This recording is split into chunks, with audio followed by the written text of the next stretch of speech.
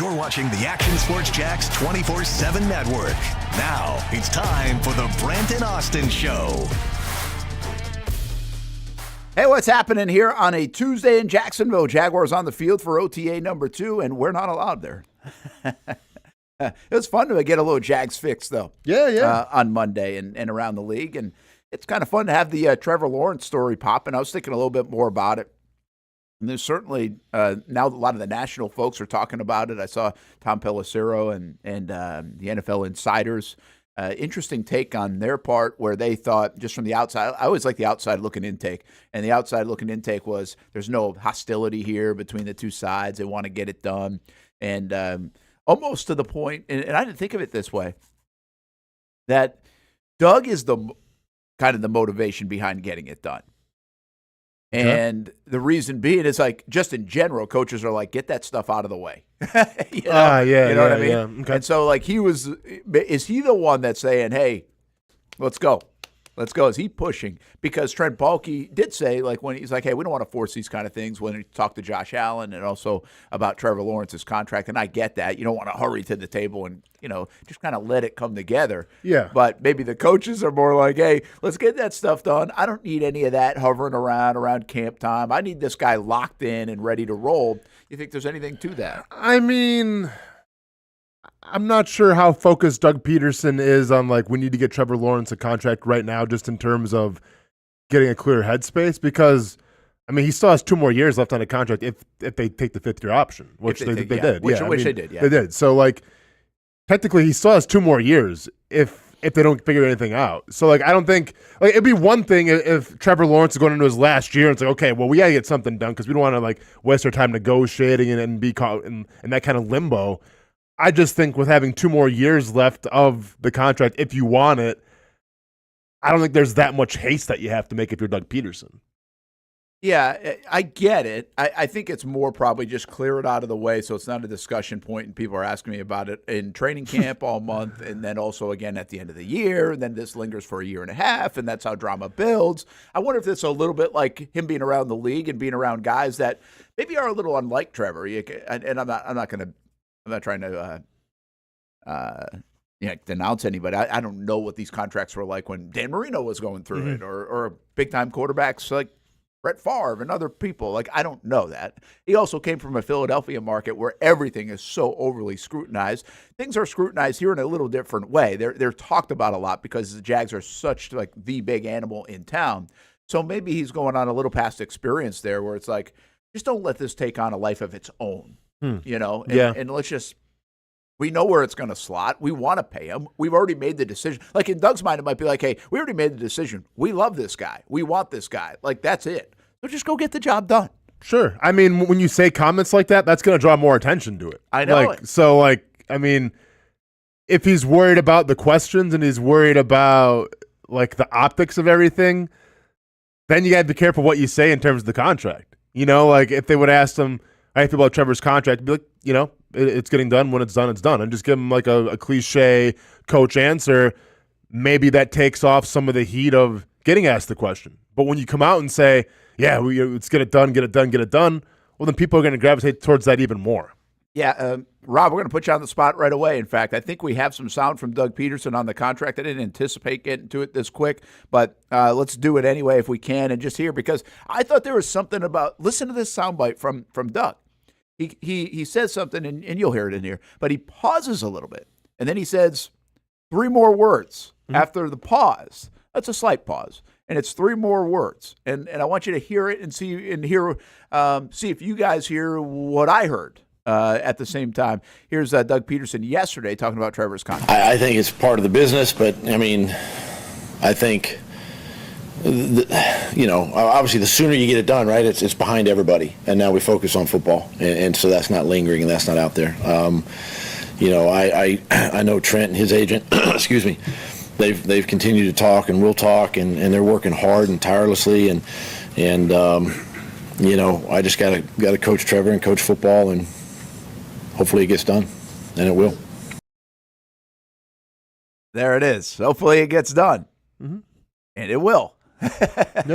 There's a lot of confidence right there. Like, again, this is how matter of fact the Jags have been, by the way. I mean, I think Trevor kind of shed some light on that, but I think Bulky, his words have kind of indicated that. And to me, that was almost like an exclamation point on the three players in this that have actually got in front of a microphone and talked about it over the last month and a half. And it will. Like, that's not just a period at the end of the sentence. To me, that's an exclamation point at the end of the sentence. Yeah, I mean, I think it's an exclamation point. I think it's a coach obviously sticking up for his guy. I mean, this is what NFL teams do. And if you're Doug Pederson, you want nothing more than to see your starting quarterback get paid. So I just think he's reassuring it, reaffirming it, speaking into existence, saying that, we're going to get this deal done and we're going to get him paid. I just think it's him reassuring the fact. Yeah, well, man, me too. Listen, I get it. I mean, but all we have is words until it gets done, and I still think there's some significance here that they talk about it. I mean, these are more transparent thoughts, and we said this a little bit yesterday, right? It's like Doug doesn't have to say anything about it. He'd be like, yeah, whatever. I'm worried about the football side. He didn't do that. I think Stewart mentioned that yesterday. He could have easily dismissed it, and he didn't. And they're willing to talk about it, discuss it, and so. But do you think like it's also his job to stick up for his quarterback? Not. I think when it comes to contracts. No, not supporting your quarterback. Well, that doesn't mean not support, but his job is not to be the agent for Trevor Lawrence. Yeah, but his job is to give his quarterback confidence and to have his quarterbacks back. And obviously, when you talk about a large sum of money, I mean, listen, I'm not sure if that's Trevor Lawrence's biggest motivation of playing, but anyone's going to tell you it's a big factor. Obviously, getting generational type money. So I think if you have the opportunity to do that and you're the coach, you're going to champion that. You're going to praise that. You're going to have your quarterbacks back of doing that. Yeah, and I guess I would have to go back and listen to a lot of other coaches. I'm sure Zach Taylor kind of sounded similar to your point.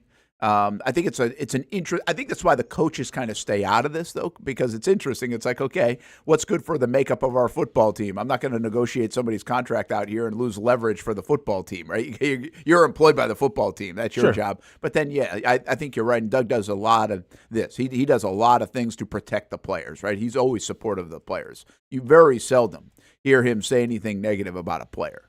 And he's been there before, and I think he nurtures that kind of thing. And this is obviously Doug and Trevor. I mean, they're tied together, so it makes a lot of sense. But, I also think he's got to kind of toe a line where it's like, yeah, he's old enough to be Trevor's dad, but he's not necessarily being his dad here. He's got to be the head coach of the football team, right? And I've said this all along, too, when it comes to Trevor. It's like the stamp of approval from Doug, the fact that he has seen this for 2 years, the fact that he knows what good is. He sees his warts, his weaknesses, he sees his strengths, he sees his skills, and he's still, after 2 years of some ups and downs, this hasn't been like a clean bill here under Doug Pederson. It's not like everything's been good. Seen some bad moments too. And despite all that, Doug Pederson, at the end of the day, still is like, this guy deserves $50 million a year. Yeah. Like, to me, it's the most resounding comment about Trevor. You can have anybody across the country talking about him. You can have us talking about him. You can believe in him as a fan. Shad can believe him for obvious reasons, in my opinion. Trent Baalke can try to lock him up for whatever reason or not want to spend that kind of money on a quarterback. But I think the loudest voice in the room is Doug Pederson, just based on his resume. He knows what it looks like. And I think there's absolute trust from the organization in what Doug sees is this is what a franchise quarterback looks like. And that's probably what we should buy into the most. Yeah, I mean, I think so. Like, listen, I think every coach handles their quarterback differently. I think if you look at with what Kyle Shanahan's going through right now with Brock Purdy, he's giving him the more tough love. He has to be more consistent. He has to be more reliable. Pretty ballsy comments from a quarterback that took you to a Super Bowl. Yeah. But it's almost a tough love. Now I think Doug Pederson's going the exact opposite, and it's almost like, oh yeah, we got our guy. He's getting paid. I mean, I'm not saying which one is right, which one is wrong. I mean, I think Doug Pederson also has said Trevor Lawrence has to clean up the turnovers as well. I mean, anybody's going to tell you that. So every coach is going to handle their quarterback differently. I do agree. I think Doug Pederson knows exactly what he has with Trevor Lawrence and how special Trevor Lawrence can be. And I think his attitude, his comments in this offseason, and especially with the contract, kind of reflect that a little bit. I think with Brock Purdy is in a great situation. If he plays well again this year, he's going to get paid. I mean, you can't justify not paying the guy. But it's funny how each coach kind of has their own way about going about things in terms of how they feel about their quarterback. Yeah, that's a good point. Maybe Purdy's in a position where you can knock him down a peg a little bit right now, too. It's like, hey, don't get overly crazy here. You are still Mr. Irrelevant. Sure. And that's an interesting way to look at it. You got two different, I wouldn't say totally different ends of the spectrum, but a little bit different approach. Yeah, I mean, I've been, once again, I think Doug Pederson's been critical, but not to the point where it's like he has to get back here and we have to clean up a lot of things. Yeah, like or else, right? Yeah. And with all due respect, once again, Kyle Shanahan, you're the coach, man, so do your thing. But Brock Purdy at one point was an MVP candidate. Yeah. And was probably one of the favorites to win it until the Baltimore Ravens game. So you're a little turned off by Shanahan's approach? Not at all. No, Okay. I think holding players accountable, calling them out, I celebrate it. I think it's great because I think Brock Purdy can improve. I think a lot of quarterbacks in this league can improve. I think sometimes you're careful with the feelings and how they react to things, but I think Brock Purdy can handle it. I think Kyle Shanahan knows that.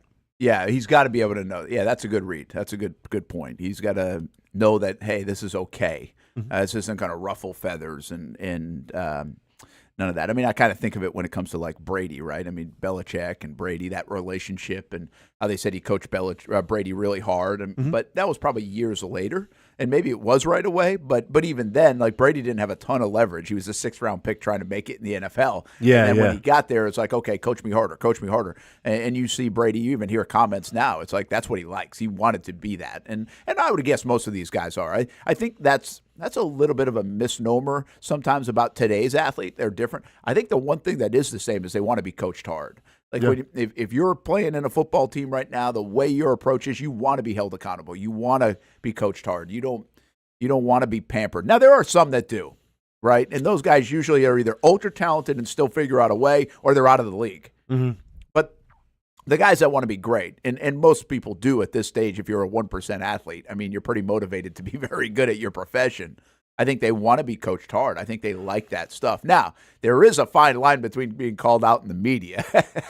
Yeah, I mean, there's a fine line between getting called out in the media, but once again, I think it's the coach's job to know what your player can and cannot handle, and what you can do in terms of ruffling some feathers for the benefit and ruffling some feathers where it's going to lead to a discrepancy and lead to drama. And I think Kyle Shanahan took a calculated approach and saying he has to work on these things and we're not satisfied yet and all this stuff. And I think it's great. I mean, if me personally as a player, I was always the player that loved getting coached hard. Yeah. That loved getting called out. And I remember Joe Cohn alluded to this a little bit. He's like, the day I stopped cussing at you guys and the day I stopped getting in your you-know-what is the day I start becoming a bad coach. Yeah. Because it's holding people accountable and it's showing, hey, there's always room for growth and improvement. And I'm not against the Kyle Shanahan method. I'm not against the Doug Pederson method either, where it seems to be a little more like, all right, we have our guy, let's go now. Now, time will tell. Will Brock Purdy, surpass Trevor Lawrence in terms of contract, in terms of accolades and stats? I mean, time will tell. But it's interesting to see two very different coaching philosophies getting implemented here with two top quarterbacks, I think, in the future in the NFL. Yeah, two different approaches. It's funny ways you say that. There's a couple of things that I think about. One is, we'll get back to this one, but who has Doug called out in his time here? Like, does anything resonate with who he might have called out? The other thing is, or at least maybe hammered a little bit in the media. I wouldn't say called out. But the other one, to me, I'm always interested to see, like, the early on Doug wasn't going to put Trevor on a pedestal. He was going to make him earn it. And so he did that. He would say stuff and it's like, hey, we'd be like, hey, Trevor looked really good, right? Or we're waiting for him to say like, hey, yeah, Trevor, I mean, that was unbelievable. Great throw. This, and he wouldn't. Mm-hmm. It was kind of like tempered. And then end of 2022, when he's playing so well, even you're like, I mean, this guy's arrived. Mm-hmm. Like, that's kind of what we're trying to, and he's like, yeah, like it's all right. Like, I mean, he's still got ways to go. He can do this better. He's very calculated to not put him on a pedestal, it felt like. Mm-hmm. And then there were times like early last year, I thought, especially that he would be very complimentary. And like, man, like some of the throws he's making or some of this. Like, I just remember this ebbs and flows. And we're involved in every news conference, right? Or you're there in almost every one. So it's a little different than maybe the fan who's seeing a headline. But I think I just monitor that in my mind. I'm just kind of like, okay, this is weird. Like, why won't he pump him up a little bit more? Or even when we're in production meetings in the preseason, okay, is he going to say this? And I thought in year 2, you started to see some evolution. Like, there were just some things he didn't like, I think, in 2022 about the way he even approached it, just from Urban's, miscalculation of being a head coach, really. Like, he probably had some bad habits. He's like, okay, this isn't it, probably in the process. But by 2023, I thought there was more like, all right, this is coming around. This is why this guy's so good. This is why we love him so much. This is, you can now applaud this, the approach, the results, the this, the that. And I feel like he has kind of evolved. If we were to take 2022 press conferences and kind of take every couple of months and just grab some sound bites and the tone about Trevor versus the tone last year and now this year, I think it's evolved. It was never negative, by the way. Let me be clear on that. I just think it was never it didn't start as cheerleady as we thought maybe it would be, since he came here basically because Trevor Lawrence was the guy. Yeah, I mean, I think if you go back to 2022, that's been Trevor Lawrence's best year. And I think that had a lot to do with, listen, you're playing at a really high level right now, but like you still haven't reached your full potential. So I think 2022, Doug's first year, was more about pushing Trevor Lawrence and saying, yeah, you're good, man, but like don't get complacent. Like you're doing good right now, but you still have a long ways to go. And I think last year, I think he could have done the same thing with Trevor Lawrence, but it wouldn't have benefited because you have Trevor Lawrence getting put on his back. Trevor Lawrence playing with injuries. A lot of things obviously transpiring in that locker room because Doug's alluded to that a couple times now. He hasn't really said what he had to do in terms of he couldn't call plays, he was putting on other fires, but we assume there's some other stuff in that locker room going on, whether it's with Mike Caldwell, whatever the case may be. So when you have other fires to put out, the last thing you want to do then is also, get on your quarterback and maybe hurt his confidence a little bit because, well, you need your quarterback to have confidence and be a leader in that locker room. So I do think with Doug Pederson last year, maybe changing the tune up a little bit, it had a lot more to do with the fires that we'd be putting out, set aside from Trevor Lawrence's play. So I think it was just like, hey, Trevor, man, you just keep doing your thing. We're going to try to help around you, but it's all I can do right now. Hey, quick thought. We're going to get more Trevor because I want to ask you this: like, what is the key to having a good fourth year? Is there a single item key? Is it more in depth than that? What we've seen out of Trevor. We have a 3-year sample on Trevor. I mean, we know the skill set. There's a lot of buy-in here in town, even though there's been some ups and downs. But what is the key to this year being like that breakout year and validating what we think is going to happen when they pay him a contract extension? It's pretty interesting to see some of the thoughts in the chat about the defense yesterday when we were showing them in OTAs or some of the video that they saw looked fast. I'm just like, okay. Like, I love it from you guys, by the way. I'm not being critical. I'm just like, I ain't going there after one day OTAs. No, for sure. The one thing I've learned. But I will say this. They really do look like a better get-off-the-bus team than I've seen in a long time. Like, they really do look physically like this is, and it's going to probably sound like a bad example, but in the SEC, okay, there's Alabama. Sure.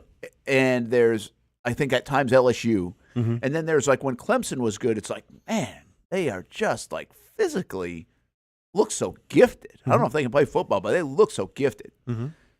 By NFL standards, most everybody looks like that, right? I mean, there's a lot of physically impressive people in the NFL. Mm-hmm.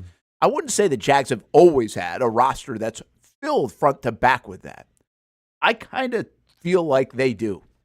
I feel like all this emphasis from Trent Baalke to get these long-armed, big guys, these measurable, like the measurements that he loves that we kind of poke some fun at, are also have made them look the part, which if I think in the NFL, what are the teams that look the part? A lot of times I think right off the top of my mind, I take Baltimore. I take San Francisco. I actually think the Dallas Cowboys, even though they haven't had as much postseason success, they look the part. They look like they're physically gifted at every position.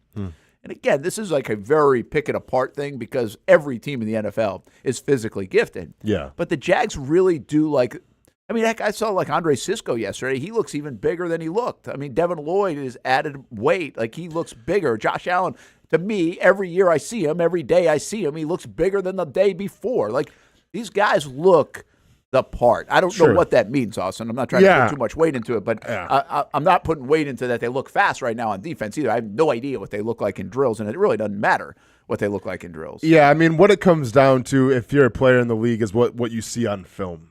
You know, I mean, very like when we were scouting teams and everything, like, yeah, you had like how big they were and then like how much they weighed, how tall they were. Didn't have the wingspan, I think, back then. Maybe now that's changed and everything, but like you had all the attributes there. But like what you see on film is what's going to make you stay up at night, or it's what's going to make you sleep like a baby. And I think Aaron Donald's the classic example of this. When Aaron Donald gets off the bus, are people like super intimidated? Like, yeah, he's a big muscular guy, but like he ain't that big.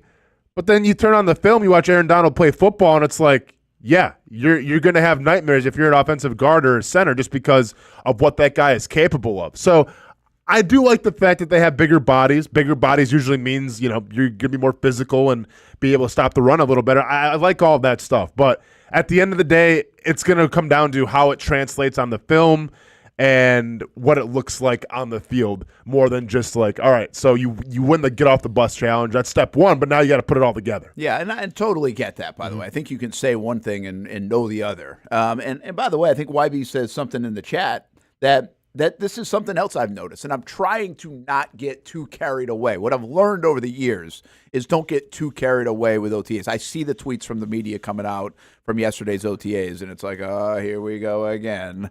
Well, yeah, you got to build the hype up, man. I mean, I get why not build the hype. I'm Sunshine and Rainbows guy, but I just have learned over the years that OTAs and some of the camp stuff, like it's fine to say it and see it and acknowledge it. It's also like, that ain't it. Like, it's not it until, like, I've learned that, and I'm hesitant to do it.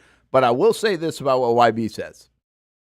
Brian Thomas Jr., who I think they want me to call BT7, is he actually does jump off for me. And I think exactly what YB says. We know he can fly, and we think he's going to be a vertical threat. I think he looks smooth as hell, too. I mean, he looks so much to me like Calvin Ridley when I watch him in the practice reps. Like, I see Ridley, which by the way, there was a smoothness to Ridley, wasn't it? It was kind of like pretty to watch. There was a smoothness to Ridley, but and this is where I fell into the OTA's training camp trap. When I watched Calvin Ridley, I thought, okay, like 2,000 yards, here we come, because he was so fast in and out of his breaks. And it was something special, that I hadn't really seen a Jacksonville player showcase before. His start-stop was really good. In a long time. Yeah, like that's what really got me like in awe of Calvin Ridley, but especially from a guy who has been out for a little bit. I would agree with you. Yeah, I think that I had never noticed that before either. So like, you're not wrong. I think, I don't know if anybody had that. Like his but they would acknowledge that. Like his ability to boom, put his foot in the ground and then change directions was really. And I'm not even telling you that. I just think sometimes there's guys that catch your attention, your eyes, because of the way they move. Yeah. Right? And the fluidity to it. And I really think, like, I'm seeing some of that. And I don't know what the hell that means either. I mean, you got to catch a football. You got to do a lot of things. You got to beat other guys. I just will say, like, the indoor reps of rookie camp and now this yesterday and some of the things that I've seen, it really jumps out at me how fluid he is. And it's not just like, I figured him and Gabe Davis, the only time they're going to catch our attention in my mind is like, okay, when they're going 40 yards down the field. Sure. And that hadn't been the case. It's the stuff over the middle. It's the catch and then go stuff. Like, Again, I'm not trying to get too excited about it. I'm just saying, though, that is something that has caught my attention. I'd be lying if I didn't. If YB didn't bring it up, I wouldn't have brought it up. But I will acknowledge the fact that I'm kind of seeing what you're seeing there. And it looks pretty smooth right now. And, I mean, hey, listen, I think that's a huge part of this, right? I mean, if this guy's a stud, one of the things I liked about this whole scenario that got everybody kind of fired up and pissed off about the time of franchise tag season with the whole Calvin Ridley mess, or not mess, but situation. I love the fact that if they could find the next guy, he was going to be 9 years younger than Ridley. And so, like, in my mind now, I'm like, hey, I'm seeing this guy move like that. He's got a lot of experience to gain and all these other things, but this is what you hope. If he's good, he goes with Trevor for the next 4 years of his rookie deal and maybe 5 years, and now you've got a budding connection for a long time to come. Whereas if you had brought Ridley back, you had it for a year. Sure. Like, that was about it. So now you have continuity in the organization for a long time to come. And so there's things that I can get excited about here early on about especially Brian Thomas Jr. and just the way the Jags look. I really do say that. Again, Bulky takes a lot of heat and fun around draft time and the other stuff, and I get it, and that's cool. But he has assembled a football team that I think really looks the part. From Josh to Trayvon to Mason Smith, to some of these big guys in the secondary, the way they look, the length they have, it looks like they've got physicality. And then a guy like Brian Thomas Jr. just looks the part early on in the NFL. It looks like he fits in, which I think is a good sign. By the way, the last time they picked a receiver or Bulky picked a receiver, they knew within like seconds that guy didn't fit in. That was A.J. Jenkins in San Francisco. They knew right away, huh? Oh, yeah, knew right away. They're like, oh, crap. Well, did they say, like, why? Do you know why? I mean, what was, like, the big telling factor? I just think when they got him on the field, they were like, this is not good. Huh. Like, it was an immediate red flag. Gotcha. And by the way, like, it turned out to be. I mean, it was. I mean, he didn't, yeah. I always hate to hammer that because, I mean, it was really a bust pick for San Fran. He's from Jacksonville, you know. I mean, he played it in Jacksonville and then Illinois, but they just totally missed. And I think there are probably more examples of that, but people aren't always ready to admit it in the draft process because they're like, oh, shoot, that's my name attached to it, right? Sure. But years later, you can admit it. And I think the story is they kind of knew right away that they missed, which is wild. Yeah, especially with the first-round pick, man. You don't want to have this conversation so early on with a first-round pick. Yeah. What fooled them? You know, that'd be the question. Like, that'd be the deeper dive story. It's like, what fooled them? Yeah. At Illinois. Like, what fooled them in the process to think, like, okay, this would fit? But, I mean, there is a reality to that, right? I mean, you really don't know until a guy, like, especially when, like, you get drafted. You really don't know because you come from Murray State, and it's like, okay, how are you going to fit in? Well, there's also not that much stock built up with a fifth-rounder compared to a first-rounder as well. But I'm saying you do have that. There's more of that goes on in the NFL when you bring people in. Yeah. Different if you're bringing a free agent guy in. The guy's been in the league for 3-4 years. You know that he can play or not in the speed and everything else. How many picks, like, how many years after was he in San Francisco after that pick? Who, Bulky? Trent Bulky. I have to go back and look. Because, I mean, I don't know. I feel like it was like top 15? Nah, it was more later. It was later? A later round. Okay. He was in 2012. He was selected 30th overall. So okay, it was almost a second round pick. But and that was 2012. So this might have been the end of it. Nah, Bulky was there for longer than that. Let me just check real quick while you got it. I mean, you're saying like, well, is that the thing that gets you fired? Right? Well, yeah, I remember when the Bears drafted Kevin White, and you know that should have been signed, sealed, and delivered right there. You know, maybe GM's just not going to be your gig going forward. Yeah. Well, okay. So here you go. And this is what got him some rope. Okay. If you go back and visit the Bulky stuff. Which we're totally on a tangent here, but this is kind of fun. He was the GM from 2011 to 2016. So that was at the early stages of his tenure. Huh. Now, he had been involved in the director of player personnel and everything else that kind of led to build a pretty good football team. Yeah. He might not have been calling all the shots, but he was part of the process in the front office that built a very good football team, right? One that got to the Super Bowl. Actually, the year they picked Jenkins, they went to the Super Bowl. I think. Or maybe it was the year coming off. Maybe 11 they went to the Super Bowl. But either way, like he was, in January 2012, Bulky was named Executive of the Year for the 2011 season in his first year as GM. So he obviously had got some equity. Sure. Right? Yes. And then he made it through, obviously, the Harbaugh firing, Tom Sula, Chip Kelly. I mean, he made it through 3 coaches in San Fran. Yeah. So, I mean, you talk about equity. They really did build up some equity. To kind of hold on to. But yeah, the Jenkins thing, again, I think, right, what I'm saying, I don't know if they're saying it. I look at a guy like Brian Thomas Jr., I'm like, that looks good. That's what it's supposed to look like. I hope they're saying the same damn thing. No, absolutely. You'd hope so. A.J. Jenkins one was not good. All right, let's take a break. We get back. We talk more about Trevor Lawrence. A lot of other things to get to. A lot of fun stuff today here on the show. I'll take you back to 1990. I saw a clip today. 1990? Yeah, All I'll right. take you back to 1990. Okay. With what? I mean, that's a tease in itself Yeah. right there. Okay, gotcha. All right. You're going to... you might have heard it before. I'm not sure. But Okay. And there you go. The Jags are out on the field. Ants marching. Oh, Look how Dave. small those guys look. Isn't Dave Matthews coming to town? Is that a Dave Matthews reference? It wasn't. He might be coming to town. Yeah, I but, think they are coming to town. I mean, those are big Oh, men boy. that look very little right now on the field. Yeah, I'll give that to you. If hopefully the Jags. I mean, can we watch this? Yeah, can we watch this right now? I don't think they're. I'm seeing 12 formation. Get off the screen, Man, get us off.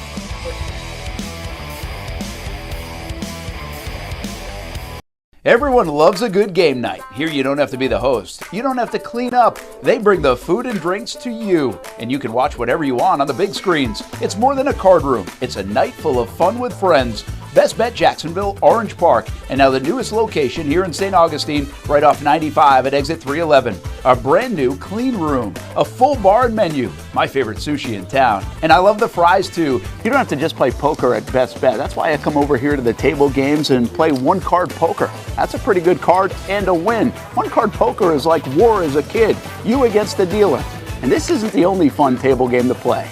A friendly staff, a lot of fun. It's a good night out at Best Bet Jacksonville, Orange Park, and the newest location in St. Augustine. You can be a serious player or a novice. It doesn't matter. If winning equals fun, you're a winner every time at Best Bet.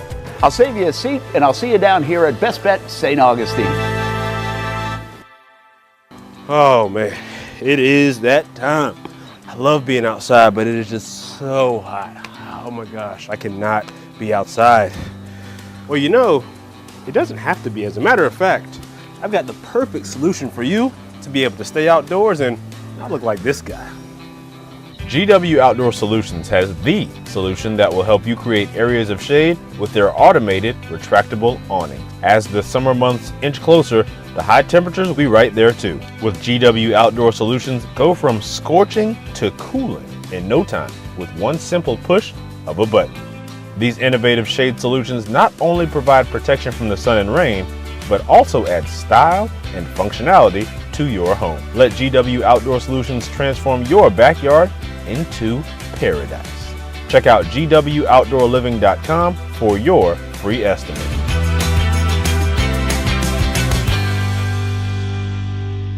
I like to say everybody has a story, and sometimes we're a part of other people's stories. That's the case here at Nimnicht Buick GMC. My family and the Nimnicht family. We've purchased 6 different vehicles from Nimnicht Buick GMC. Maybe you're in the market for a truck. Well, let me tell you about the GMC Sierra. I absolutely love mine. I've had a couple of these. This one's a 2020, but right now on 2024 GMC Sierras here at Nimnicht Buick GMC, there's special financing. A year ago, we purchased a GMC Terrain for the kids. Financing rates as low as 0.9% for eligible buyers on Terrains and no payments for 90 days.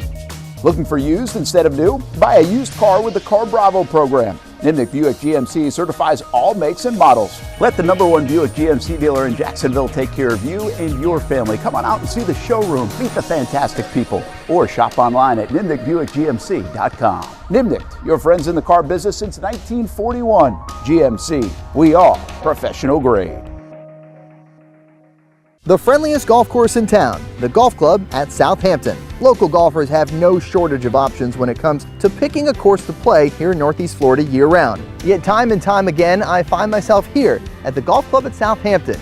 Easy to get to off 210 in St. Johns County. It's family-owned and operated and renowned for being one of the area's most player-friendly. That's just one of the reasons we hold the Action Sports Jacks Dream 18 charity golf tournament here each fall. The Mark McCumber design layout is great for all skill levels of golfers, from the guys who bomb it a mile on the range to golfers like me who are just happy to put it in the fairway, which Southampton has very accommodating fairways. And if you need new clubs, come down to the pro shop. They'll fit you up and get you a nice new set like they did for me. For more information on membership or to book a tee time and see for yourself, head over to golfsouthampton.com or call the clubhouse at 904-287-7529. The Golf Club at Southampton. It's the official home of the Action Sports Jacks Dream 18. Make it your home for golf too. It's a new logo, new branding. With Bold City Heating and Air, it's an old school approach. One of the few locally owned and operated air conditioning businesses left in Jacksonville. It's hot, Florida in the summer. You can't do much to avoid it, but you can keep cool with Bold City Heating and Air. It's every customer counts kind of service, from when these trucks have pulled up to my home over the last couple of years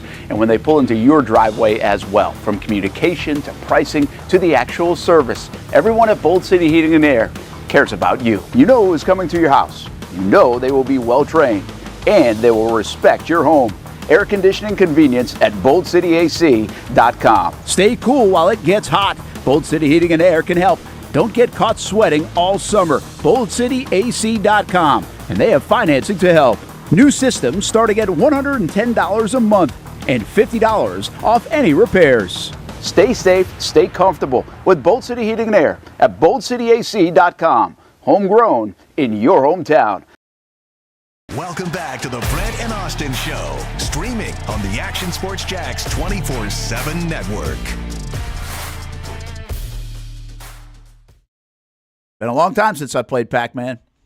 Yeah, what's been going on, man? You all right? Yeah, not. I don't know why I just haven't been playing. I haven't found enough of a window. See, I don't need a 5 or 7 minute or 10-minute window. I need like a 25-minute window when I play Pac-Man. That's how long I'm so good a at game usually lasts? Yeah. Okay. Mostly because I'm very good at it. Yeah, flex. Yeah. Has anybody come close to beating the... Dave Wax, who plays, I don't want to out him, but... Just did. A lot. Okay. He's come close? He's getting up there. Okay. Yeah, I heard he's up to like 80. No, I think he hit 92,000, and I'm at 105. Oh, dude, he's right on your tail. He's about to beat. That's a big step, man. That's a big step. That's like getting to the playoffs and then going to the Super Bowl. Okay. Okay. There's a long way to go. Okay. I'm just gonna celebrate back-to-back winning seasons. Just between us, he gets a lot of practice. Okay. But between us and the millions listening around the world. Yes. Yep. But he's trying to catch me. Okay. But he hasn't shared a picture of a good score recently. So he must be struggling. Gotcha. Well, I was going to say, if he did beat you, then the new score would be changed on the... It would. Okay, There's no lying about it. Okay. I don't think this is like one of those card deals like where you can fix the odometer. Yeah, I got you. Right? Would you be upset if that somehow... Used to be a thing. Oh, of course, man. Yeah. Is it still a thing? I doubt it. I think it's probably a little harder now. Yeah, I mean, I think it would be easier now. Yeah, my stepdad back in the day used to tell me stories about him and his father used to buy cars and then obviously put it on the machine that would take the odometer down and then resell it. Yeah. Yeah. But and also now like cars like can't do that. But yeah, statute of limitations. But cars now like you I mean they can go longer than ever before. Oh yeah, I mean, 200,000 miles means nothing now. You used to get to like 90,000 miles and everything broke. Of course. Well, that's what happens when you have a solid steel vehicle you're working with. Now everything's kind of plastic and stuff. But yeah, we got what do you call Rob? Bleak Bills. Bleak Bills. Yeah, he's in today. Mm-hmm. He missed last week. Does Rob want to share why he missed last week? On the IR? Question. I don't know if he wants to. You can if you want, Rob. Come on, Rob, chime in, man. Golf cart incident. He's got a broken foot. Golf cart incident. Is that all we're going to go with? I think that's it. Okay. I don't think he's sharing the story. Okay. I think we can just make it up. I don't think he was golfing.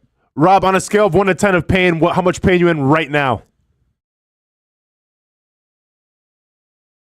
That's pretty low right now. Nice. Bleak Bills. How much pain were you in at the time? Or were you numb to it? I'd give about a 7 or 8. All right. Okay. Those golf carts, man, they can be dangerous. No, for sure. You guys have do you have a golf cart like at home? I don't. Okay. Really? I'm surprised. Well, no, I mean, you guys live in like so stereotypical. Well, no, where you guys live at, I feel like there's golf carts all around. Yeah, like there are some. Okay. But we're not necessarily, I would say, like a golf cart community. And I don't even know half my neighbors, so like I wouldn't be participating in the golf cart community stuff most of the time anyway. Gotcha. Well, at the beach now, Brent? Yeah. You got golf carts everywhere? Golf cart cult, really. Not even a community. Yeah. I don't mind the golf cart stuff. Like I think it makes sense, but I also know they are dangerous. Like I'll see people, I will see people on our road. Like again, there are golf cart communities and then there are not, and I don't even know the rules. I mean, the HOA gets mad at me for a little dirty spot in my driveway, but they'll let like some rigged up, souped up golf cart go like 40 miles an hour down the street with a kid driving it. Do you know what's wild now that seems to be like the next big thing with the youth, but also like older people are rocking these things as well, and it makes zero sense to me. So obviously on 3rd Street and on 1st Street at the beach, it's big bike cruising territory. And everyone now has those electric bikes that don't pedal. Yeah. Why? Because if you're going to spend a couple grand on an electric bike that can pedal itself, they're super pricey. Really? Yeah. And if you're going to spend that much money on a bike, just buy a motorcycle. Yeah. Like the bikes actually do intrigue me a little bit. See? But I don't think I'll be getting one because I agree with you. I'm more like, I think the idea is you can pedal it. Right? Yeah, you can but pedal also it. You can let it do it. And And then most people are going to choose with letting it do its thing. Yeah, you put it in cruise control, that thing goes like probably 30, 40 miles per hour. It's wild. But like we had a lot of fun on those scooters. Like it kind of, isn't it kind of like that? Just sitting on a bike? No, Brent, it's a bike. Bike. Use your legs. If you want a scooter, buy a scooter. Okay, but I'll argue for this now. Isn't it way easier than all the rules and regulations and everything else of getting like a motorcycle? So if it kind of acts the same way, it's kind of cheat code for it. Yeah, but once again, I'm not going to justify paying $3, $4, $5, sometimes $6 grand for one of these things if I can just buy a motorcycle They're that expensive? Look them up. Welcome to 2024, man. They ain't giving those things away. Wow. Yeah, those bikes are expensive. See, I thought like Ty's going to Flagler. It's Okay. like, why would you need a car down at Flagler, right? Well, first of all, he doesn't have one. I mean, he's not going to have one. But you can walk around Flagler. Mm-hmm. But I was like, hey, the bike, like an electric bike or something like that, maybe that's better than having So the like a new ones- scooter or something. They have one right now on sale for $2 grand. Wow. There's one for 17 grand I'm seeing. Yeah, they're not giving those away. I do see them like going down, but they do fascinate me a little bit. So you're seeing the electric bikes on the beach Oh, they're all over the way place. more than the beach cruisers, or just Yeah, like no, I'm 50-50 seeing or what? the electric bikes now are everywhere. And then they have like, so they have the electric beach cruisers, and they also have like they're almost like enduro motorbikes, but they're all electric. And I'm not sure if they're even street legal, but once again, like they're pretty pricey. And kids are doing wheelies on them and stuff. Oh, really? Oh yeah, it's cool. I mean, it looks really cool. Like I get it, but once again, I'm not gonna spend that much money on an electric bicycle. Go ahead and pedal it, you know. I don't mind the idea of that because again, down at the beach, you don't want to be driving. It's like there's nowhere to park. Mm-hmm. It takes you 20 minutes to get somewhere you could walk in 12. Mm-hmm. You know, so I get the idea behind it. I always am, and I saw someone riding again the other day. It had like the basket on the front, and I'm like, I said to Steph, I was like, that's going to be us here in a couple of years. I guess we're riding like the basket on the bike seems like the most uncool thing. Yet I see it all the time. You're out of your mind, man. Basket on the bike is cool because you can haul stuff, groceries, I drinks. get it, but it's just like it speakers. reminds me of the Wizard of Oz. Oh wow. Well, it's not like a wicker basket. Like they have like wire baskets. I know. I mean, Okay. it's not that much different. It's a little different, man. Dude, you put a wicker basket with like a little pup in there. Like, yeah, people are gonna feel some type of way about it. But if you have like a wire basket, yeah, man, All I it'd be think all about right. when I see that Is Wizard of Oz. is Wizard of Oz. Okay. It's all I see. Yeah. So I am intrigued by the electric bike though. So if you have one, let me know. But I didn't know they were that expensive. I thought they were like $800 type of expensive. I mean, if you're talking about that Salsa Notch 160 Dior 12 electric mountain bike, talking about $6 grand. Really? Yeah. But there are some cheap ones. I'm seeing one for like $1,500. That's cheap. Wow. Yeah, I don't know if I'd be buying that. Yeah. Man, we got bikes one time. We used to do the bike thing a little bit. We got bikes. We kind of were started to do it. Got the helmets. And then it's like a phase. I feel like for me, like they're still Now hanging you're in at the the garage. I mean, no tires are pumped up. Yeah, Haven't I got taken you. them down in years. Yeah. Like I wonder if we'll get back to drive. Like I don't mind it. I like it. Oh no! I mean, it's one of my sons and I favorite pastimes is riding bike. We ride bikes Thursday night, and then we go Sunday and sometimes Saturday Go as on well. the beach? So it all depends on the tide. Tide changes. Yeah. If it's low tide, we'll definitely go on the beach. But if not, we'll just take First Street down. And I'm sure people always see us riding and everything. We kind of built up a rapport now. But yeah, there's always something to see, especially like when the sun starts going down. Always something to see at the beach. for better or worse, but always something to see. My son loves it. I tell you what, more power to you. I think the bravest people on the planet might be the people that like to bike on the main road. I said it the other day, and I guess I wouldn't trust anybody. Like, I have a big motto in this business: don't trust anybody. Sorry, Rob, but like, I wouldn't definitely ain't trusting people driving. Yeah, like I don't know. I couldn't do it. I don't think I could do it. Like I give you a tip of the cap. That's like there's a bravery involved. That's courage. Especially now. Like, if you were doing it 15 years ago and you got into it, I get it. But even 15 years ago compared to today is totally different. You got everybody on phones drifting. It's nuts. Yeah. And I'm not trying to be critical. I'm really trying to be like, good for you, but not for me. No, I hear you. I felt the same way on my motorcycle every once in a while, especially because that thing didn't really fit me either. But yeah, I had a couple close calls where people weren't paying attention and would drift over a little bit in my lane. Yeah. They say if you drive, heard this yesterday. I was listening to some podcast thing, and it was a guy you know what it was? It was a guy that came up with the Theragun. Oh, cool. Yeah, I'm sure he's doing pretty well for himself. Well, you know how he came up with the Theragun? First of all, it's kind of a good backstory. Hit me with it. A free promotion, I guess. Yeah. But he got in a motorcycle accident. Oh. So he had a motorcycle, like out in California, got in a motorcycle accident, had some tremendous pain that he couldn't fix. Yeah, California is the worst. So he couldn't fix it. So at like 3 a.m. one night, he goes and he gets one of those jigsaws. Yep. And he puts like all this stuff over the saw. Okay. And he used it on his like shoulder blade or whatever. And that's kind of how the motivation for the Theragun came about. And now everybody's got them, right? Yeah, well, there's like 100 imitators, but like Theragun's like the top one. So, well, pretty wild story. That's insane. But I was listening to it, and they say in that thing, they were like, everybody who has a motorcycle gets in a motorcycle accident. Like, I guess that's the like you sign up like for it's a badge of courage or something. Like it's a like, hey, here's your rite motorcycle, of passage. And check the box that says I will get in an accident. Yeah. Like, I didn't realize it was that much. Like, I never thought about it that way. It'll happen. It'll happen eventually, I guess. I don't know. I mean, listen, everybody has a car. You can kind of say it's probably going to get in an accident. True. Right? True. So, I mean, in fairness here. Yeah.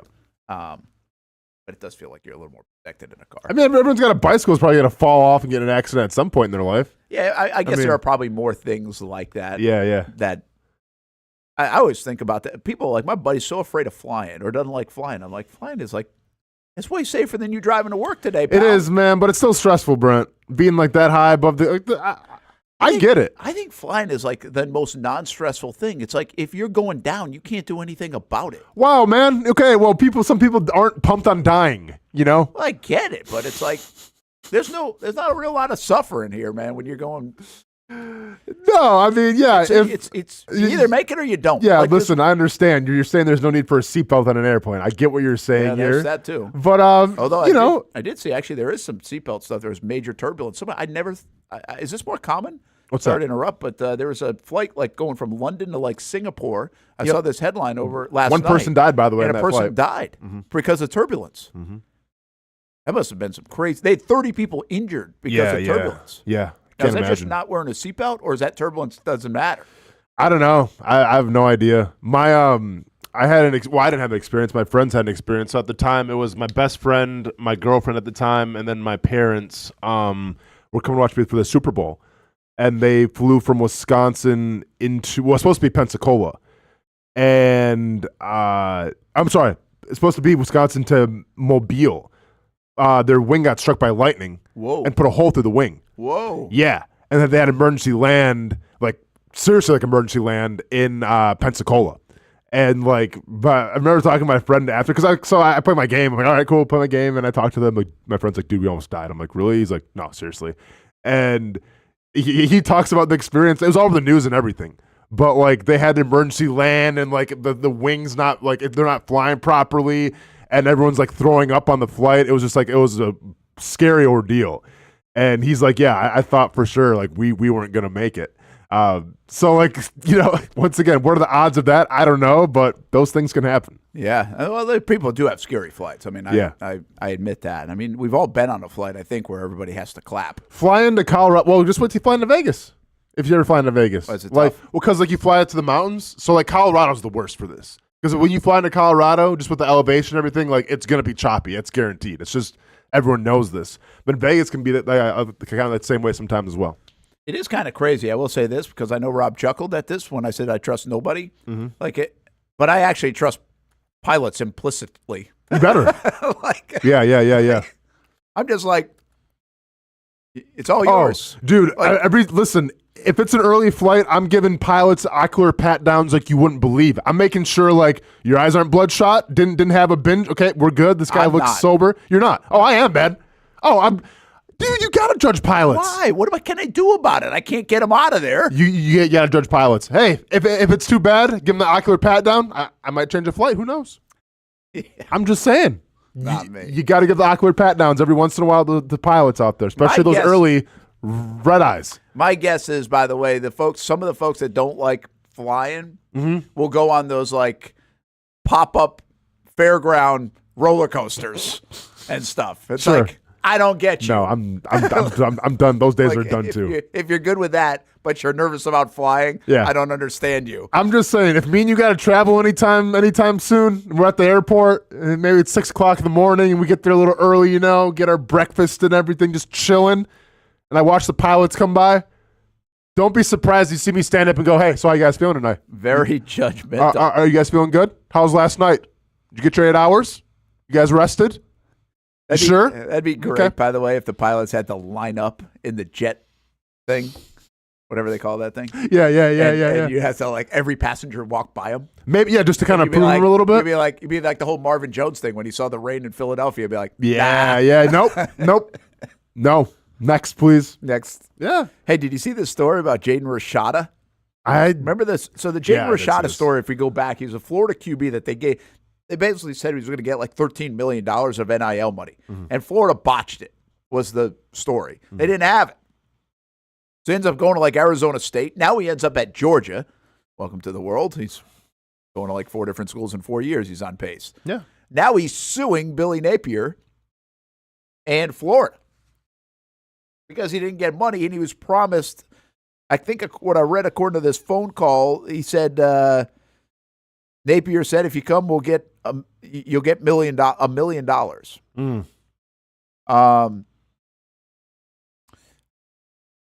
According to the court documents, the Gators ultimately reneged on the unprecedented NIL collective agreement, leaving the quarterback without a school and out millions of dollars.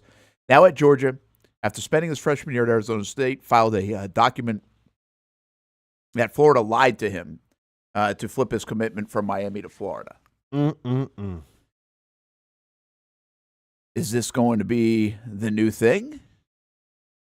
Does this have legs? I mean, I know without being legalese on it. I mean, it's just like, this is like, whoa, okay, now you've entered in a new thing into this whole process.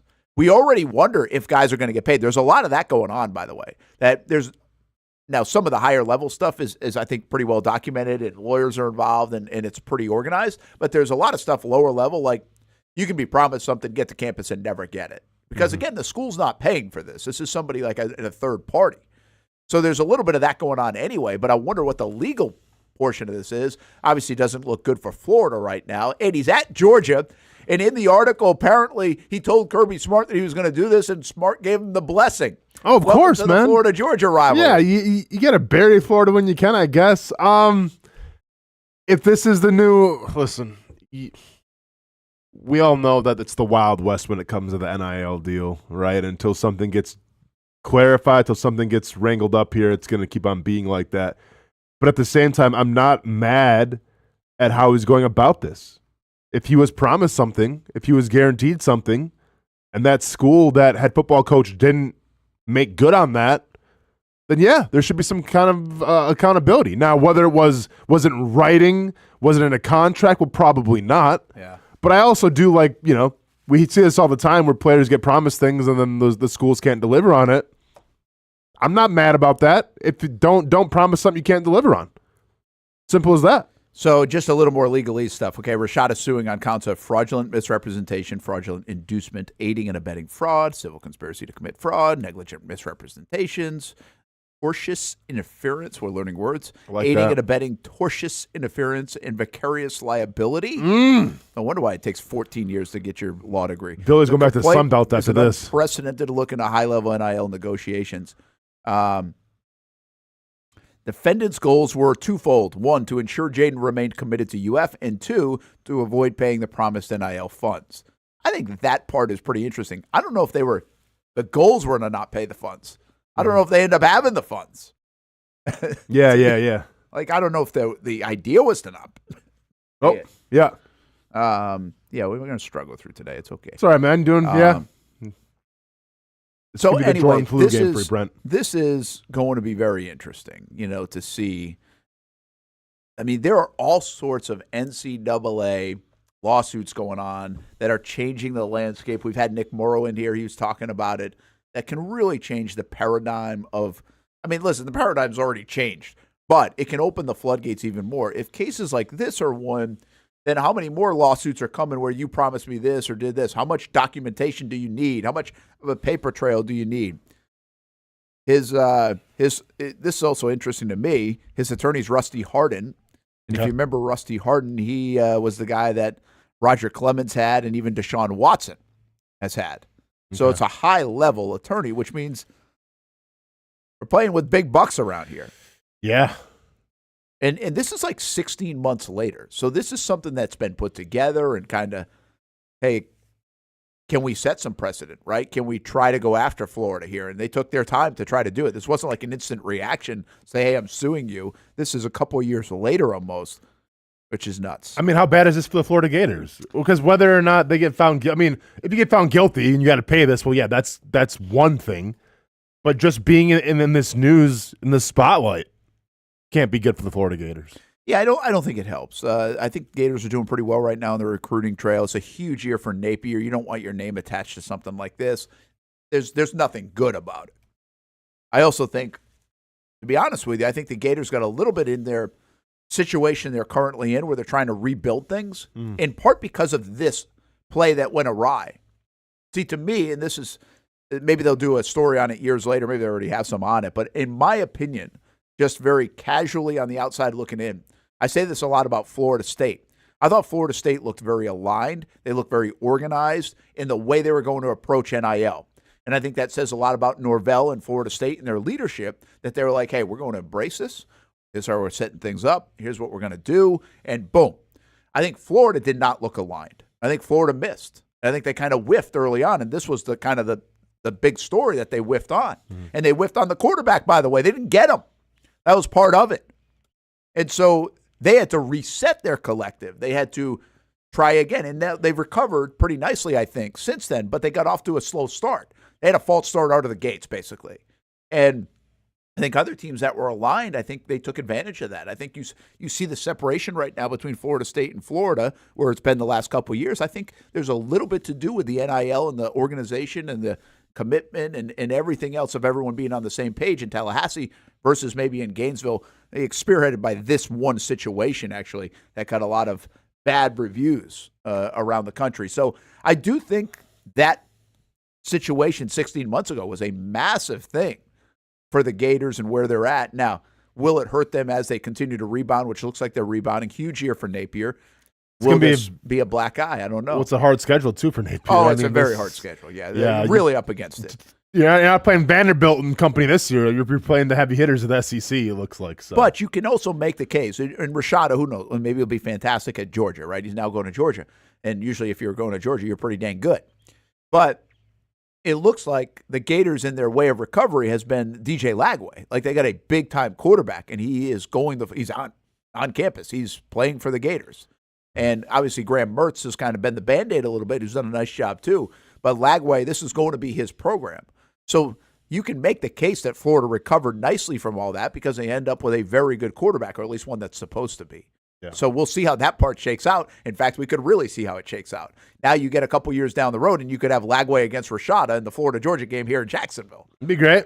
So there's a lot to this story, but bigger than Florida, bigger than potentially a stain on Florida, and obviously there might be some of that, is what kind of precedent is this going to set across the NIL world in college sports, where right now it is the absolute wild, wild west. There seems to be no jurisdiction. There's no power from the NCAA.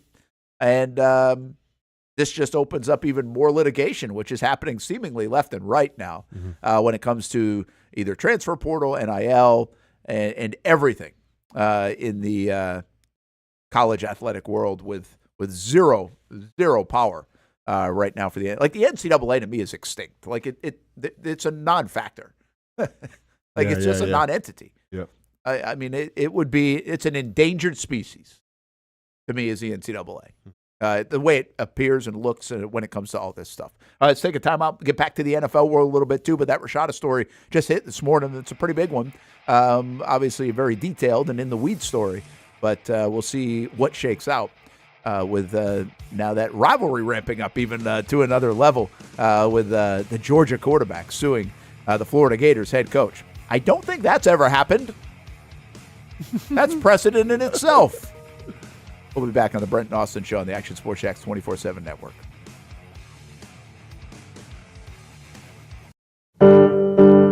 We all have our favorite spots in town to eat, drink, and have a good time. And once in a while, we try a new spot. This new spot will soon become your favorite spot. It's 1937 Spirits and Eatery in San Marco.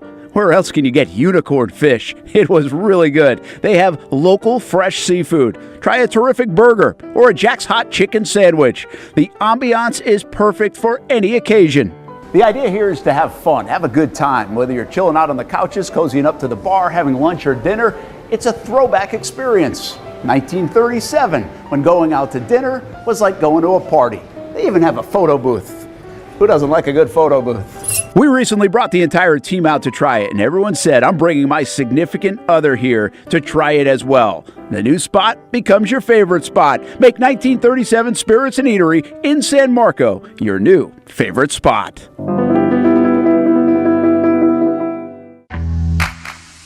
What started out as better people, better projects just keeps getting, well, better. That's Better Exterior Solutions, ready to help you create a better outdoor experience. Check this out. Motorized pergolas are the latest in technology to transform your outdoor space. Beautiful day? Let the sun shine through. Summer rainstorm? These pergola systems close automatically to keep the weather out. From residential to commercial uses, Better Exterior Solutions has products customized to meet virtually any existing architectural structure. With retractable awnings, screens, and hurricane shutters too, if you want unparalleled quality and expertise, you need Better Exterior Solutions. Get a free estimate by visiting betterexteriors.com or calling 904-902-4999. Better Exterior Solutions. Experience better. You trust CGC to make your water great, and now you can trust CGC with your plumbing needs as well. Fast, convenient scheduling, licensed and insured. A quick call away at 904-552-1242. You never know when you're going to have an issue with a shower, toilet, or maybe it's a sink that sometimes is easy to fix. All right, let's be honest. I'm not fixing anything. I'm totally staging this because when I have a plumbing problem, I call CGC Water Treatment and Plumbing. Trained professionals, transparent pricing, customer satisfaction. Small problem or even a bigger issue. Maybe you need a new tankless water heater or something a bit more intricate. The experts with 25 years of experience at CGC Water Treatment and Plumbing can do it all. Call 904-552-1242 or visit cgcwater.com. That's 904-552-1242 or cgcwater.com. CGC Water Treatment and Plumbing, an authorized independent Connecticut dealer. Florida license number CFC 1432579. It's hard to put a price on comfort, especially when you use that comfort on a daily basis. But if we're going to put a price on it, how does the lowest price guaranteed sound? Furniture Source is going to have the biggest brands, whether it's Ashley, Casper, or Tempur-Pedic, and once again, it's going to be the guaranteed lowest price in Jacksonville. And if the guaranteed best prices weren't enough, how does 15% off store-wide sound? Or how about a free 50-inch TV when you spend over $2,500? Or how about a free cruise when you spend over $1,500? And it's all going down at their Memorial Day super sale. Don't have the cash on you right now? It's no worry. Shop endless options to suit your style and budget and enjoy 36 months off with no interest financing. Why use your money when you can use theirs? Whether it's beds, couches, tables, or chairs, Furniture Source is going to have exactly what you're looking for. Shop the lowest prices in Jacksonville and get an extra 15% off store-wide for the Memorial Day sale. Find the location nearest you at FurnitureSourceJacks.com. It's the place we party in football season with Jaguars All Access. Welcome to Spring Sports Brewery, everybody. Say hello to our guest tonight. That is Trevor Lawrence. You can bring your party or event to Spring Sports Brewery in Springfield any day and any time. Rehearsal dinners, corporate events, birthdays. Here at Strings, you can enjoy the inside area and the outside area. Good for any weather, good for any occasion. Watch the games, play the games, shoot some hoops. Beer? Yeah, they have that. Plenty of choices. And sure, this is a brewery, but Strings is also a restaurant, and the food is fantastic. A full menu made from scratch meals. And if you need String Sports Brewery to help with a party at your place, they cater too.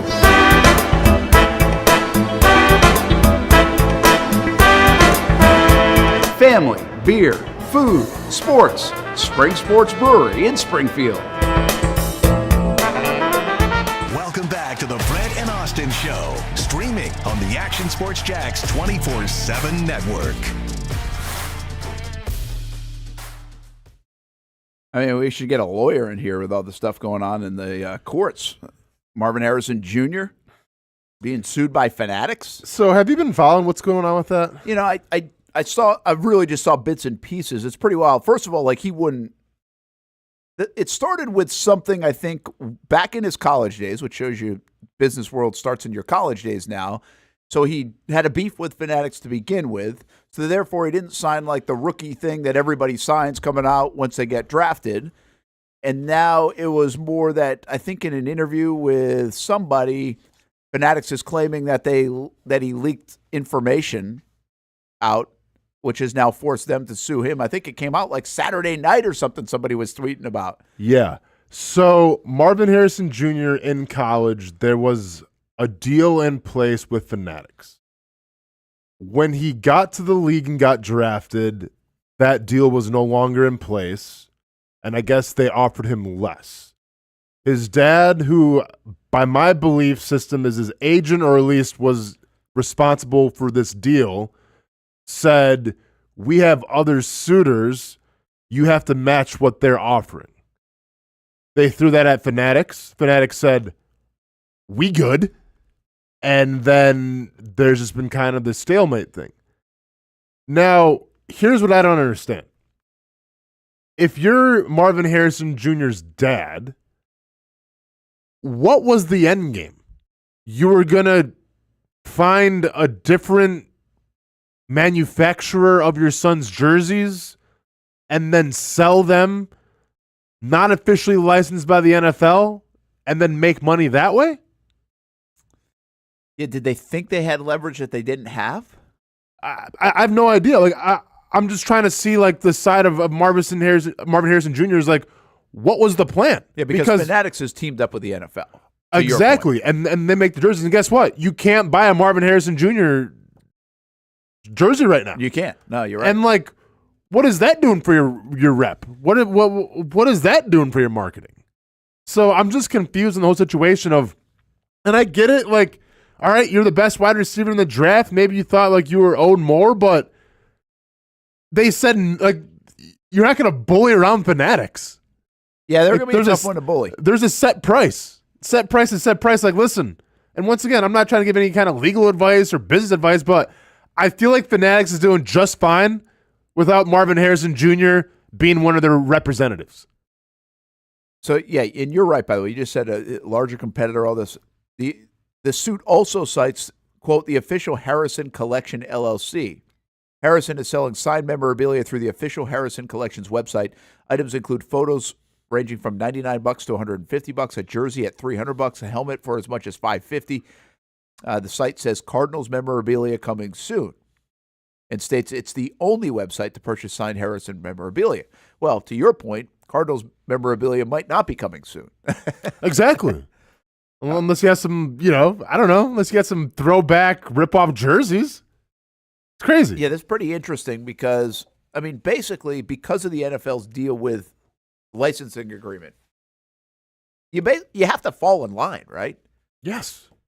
I mean, you can negotiate a deal, but you've got to kind of fall in line. The deal is what it is. I mean, does Fanatics hold too much power, and the Harrisons were trying to get around that, or is this just a little bad blood based on the college relationship? And I don't want a relationship with you, even though you're kind of forced into a relationship. I guess, and welcome to the world of free market, but the world of free market too also allows you to make a lot less money than you're going to make if you sign with Fanatics. Like, I don't know. Like, I'm not sure if there's got to be a subsection of Cardinals fans who are like, hey, I want a Marvin Harrison Jr. jersey and I can't even get one. Like, I think he's hurting himself more than he's helping right now. Now, maybe he's making buku bucks off of whatever the side gig that he's got going on with the merchandising and all that stuff, but I just think it's going to be hard to get around the licensing agreement between Fanatics and the Cardinals and say, hey, I got my own Marvin Harrison jersey over here, buy this one. Yeah, I don't know. Listen, he's got plenty of money. He's fine. Like, he doesn't need it. I also, when this first started, I was like, this is pretty wild because I think it's going to create crazy demand since it's being delayed. Like, you can get other people's jerseys. Sure. And so when it does pop, whenever it does happen, if there's an agreement made, I think it's crazy way of increasing demand for it. Now, I think so. Well, yeah, because, well, like you're just saying, I mean, the Cardinals fans right now can't get it. Let's just say they come to an agreement in the next couple weeks, and then in a month you can now get the jersey. I think people will be lined up to get the jersey. They've been waiting for months to get the jersey by that time. So in a weird way, I'm not telling you that's the intention of it. I'm just saying in a weird way, I think you're going to create a lot of demand for this, and especially given the circumstances now. I mean, even think from a collector's standpoint. People will probably get the jersey and get it autographed and like want to someday say screw Fanatics on it or something on an autograph, you know. Yeah. It could create it. But yeah, I mean, I don't think you're wrong. Right now he's got nowhere to go, so he's costing himself branding money. What I really just don't know, I don't know well enough, is this an example of where you thought too much of your own brand? Yeah, I mean, and once again, like, I get people will wait to buy Marvin Harrison, jersey, and that's fine. But also, like, not everybody can afford more than one jersey. So, like, who's to say, all right, well, I want to get the Marvin Harrison Jr. jersey, but I guess I'll get the Darius Robinson jersey because he's a first-round pick and he's signed and he's with the Cardinals? Yeah.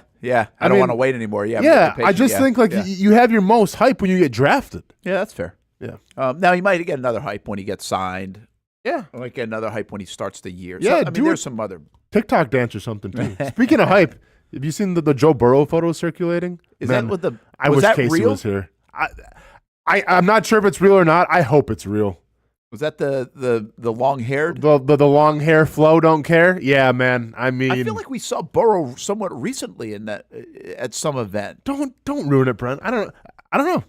I don't know if it's his You real like hair it? or not. Can't get enough of it. Really? Yeah. Not to the point where I'm switching my fandom to the Bengals, but man, the guy just keeps one up in himself, Brent, with the swag, and the hair flowage is just the newest example of that. I wish Casey was here to discuss this.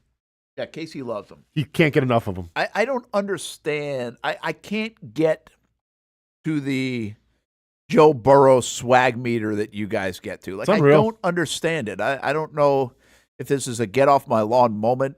Sounds like it. I don't know if this is, I'm not very cool moment, which is could be true. I don't know if, like, I don't give a damn about any of this stuff. I don't know what you're talking about moment. Or I don't know if I can get past that he looks like Macaulay Culkin half the time. Yeah. And we're not saying he's got a bunch of swag. So, like, I don't understand why he's the poster child for swag. I really don't. Like, the turtlenecks, the terrible outfits. None of them. There's not very few times have I seen Joe Burrow and been like, damn, that dude is. See, Brent, really because you're missing the intricacies of everything. Does the long hair look a little ridiculous if it's true? Yeah, it looks a little ridiculous. Does it look a little ridiculous sometimes rocking the zebra suits? Yeah, maybe it's a little crazy. Does he look ridiculous wearing the turtleneck sometimes? Absolutely. The gold chains. Way too much. The shades? Indoors? What are we talking about, Joe Burrow? But you know why we all celebrate it and why he's got this way? I don't. Because it's the attitude that he purveys with such looks. He thinks he's better than everybody else. He's smoking cigars. He has a swagger. He has a confidence about him, which is palpable. And that's why Joe Burrow has so much swag. And that's why Joe Burrow is celebrated, because he has, number one, the cojones to wear all this stuff, but number two, he has the cojones to pull it off and have the attitude about himself as well. And there you go, Brent. And that's what fashion is, really. Fashion isn't so much about what you wear, it's how you wear it. Wow, that's a big dart that I just threw, Brent. Go ahead and market that. That's going to be a clip. Once again, fashion, it's not about what you wear, man. It's how you wear it. Like, it's not how much you make. Ralph it's Lauren. what the money says. Tommy Hilfiger. Exactly. Yeah, same thing. All right, give me somebody with the swag meter close, because we've Joe Burrow? Yeah. Not even in the same ballpark. Sorry. Joe's on his own here. All right, give me another swag guy that I would be like what's NBA guy? Like Harden wore all those Russell Westbrook. Westbrook's trying too hard, though. Oh, so he's trying too hard. Yeah. What's the difference? Because Joe Burrow never comes across as a guy he's just like, yeah, this is who I am. Deal with it. Westbrook, it's like, come on, man. What are we doing today? Like, Westbrook goes out of his way to try to, like, drum up the controversy. I don't think Joe Burrow goes out of his way. I just think, like, I'm wearing this today. Deal with it. That's the difference. So if you're trying to find a comparison. Yeah, I'm trying to find somebody. I don't think, like. Do all the NBA guys try too hard? Yeah. Yeah, I mean, I don't think Joker's, like, really trying hard with it. I've never seen a Joker fashion breakdown, but. How about Kelsey? Because he kind of falls into that category, in my opinion. Yeah, but like he doesn't. He's just wearing what he wears. Yeah, but then we see Kelsey out like pounding beer. Like, it's all about how you present yourself. Like, Kelsey's like the frat boy partier slamming beers at the college graduation. See that? Yeah. Yeah. You don't see Joe Burrow doing that. Yeah, that's too cool. He's too cool, man. I mean, I wore the same outfit as Kelsey. Delphonic made it for me. I didn't know if that was a Swiftie outfit or just him being him outfit. What outfit? Remember it was like it looked like he was wearing a comforter. Oh, yes. Yeah, he looked like a blanket. Yeah, that your grandmother made. I looked better than him in it. Yeah. Once Delphonic put my face on it. For sure. Yeah, I can't find a comparison. I know. Well, maybe that's why you can't get a comparison. You don't have a comparison. You don't get it. He's a unicorn in that sense. He is a unicorn, man. Yeah.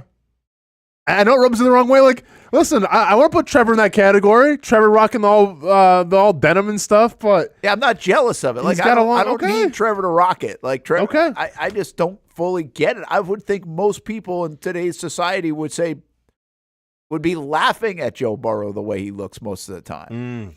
Not being tip of the cap. Yeah. Listen, and as someone who, like, you know me, man, I don't dress up really. I don't have all the fashion and all the chains and everything, but I still can respect it. Yeah, I guess. Yeah. I know you do. I respect the heck out of it. And I didn't really think you and Casey would be on the same page on this. This doesn't strike me as like with Joe Burrow. Yes. Oh, dude, I love it. I celebrate it. I mean, it's good stuff. It's good stuff. I mean, it's like Joe Namath back in the day. Okay. There's a good example. Like, Joe Namath, listen, this was before my time, but like I can still appreciate the dude. Like, it almost seems like everything that he accomplished and like the way that he presented himself was almost like kind of like a mistake. Like, come on, man. Like, what are you're gonna stand there in your fur coat and your underwear and do like these modeling things? Like, it didn't really make any sense, but it worked, right? Same thing with Joe Burrow. A lot of it doesn't make a lot of sense, but it works. All right, I can appreciate that. Yeah. Well, one other thing about wide receiver, Higgins is not showing up. Do you think Higgins gets traded? No. He's going to play for the Bengals? Yeah, I mean, at this point, I think they have all the power, unless Higgins doesn't want to play. Yeah. Which, all right, then good luck taking that L and not getting paid for the season. But yeah, I think that he'll play in the Bengals. That's been a topsy-turvy kind of story. I thought it was a story that had a lot of legs, thought it was done, and then right before the draft, it became, hey, we want out again, and now it's not showing up. I mean, not showing up for OTAs makes a lot of sense. So I guess our chat's frozen on the screen, like on our home page, but someone said I just broke down fashion like Ben Becker. Shout out to YB400. Yeah, so there you can go. Yes. Now I can understand it too, YB. You're there right. You go. Just like that. All right, let's take a break. We come back. We'll hear from Christian Kirk still on the show. Doug Pederson on a couple of things as well. I did have a thought on the New York Yankees. I looked up the standings and also Major League Baseball in general. It seems like I can't figure out if Major League Baseball is having a bad year or the parity is good. And I'll tell you what I mean by that coming up still here on the show, here on the Brent Austen Show on Action Sports Jax 24/7 Network. Thanks for hanging out with us. And I think Austin's going to break down the Ricky Stenhouse Jr. fight, by the way, too. Let's both break it down, Brent. You got to take part in this as well. Yeah, I mean, come on, man. See how good that right hook was? Yeah, let's check it out. When we come back.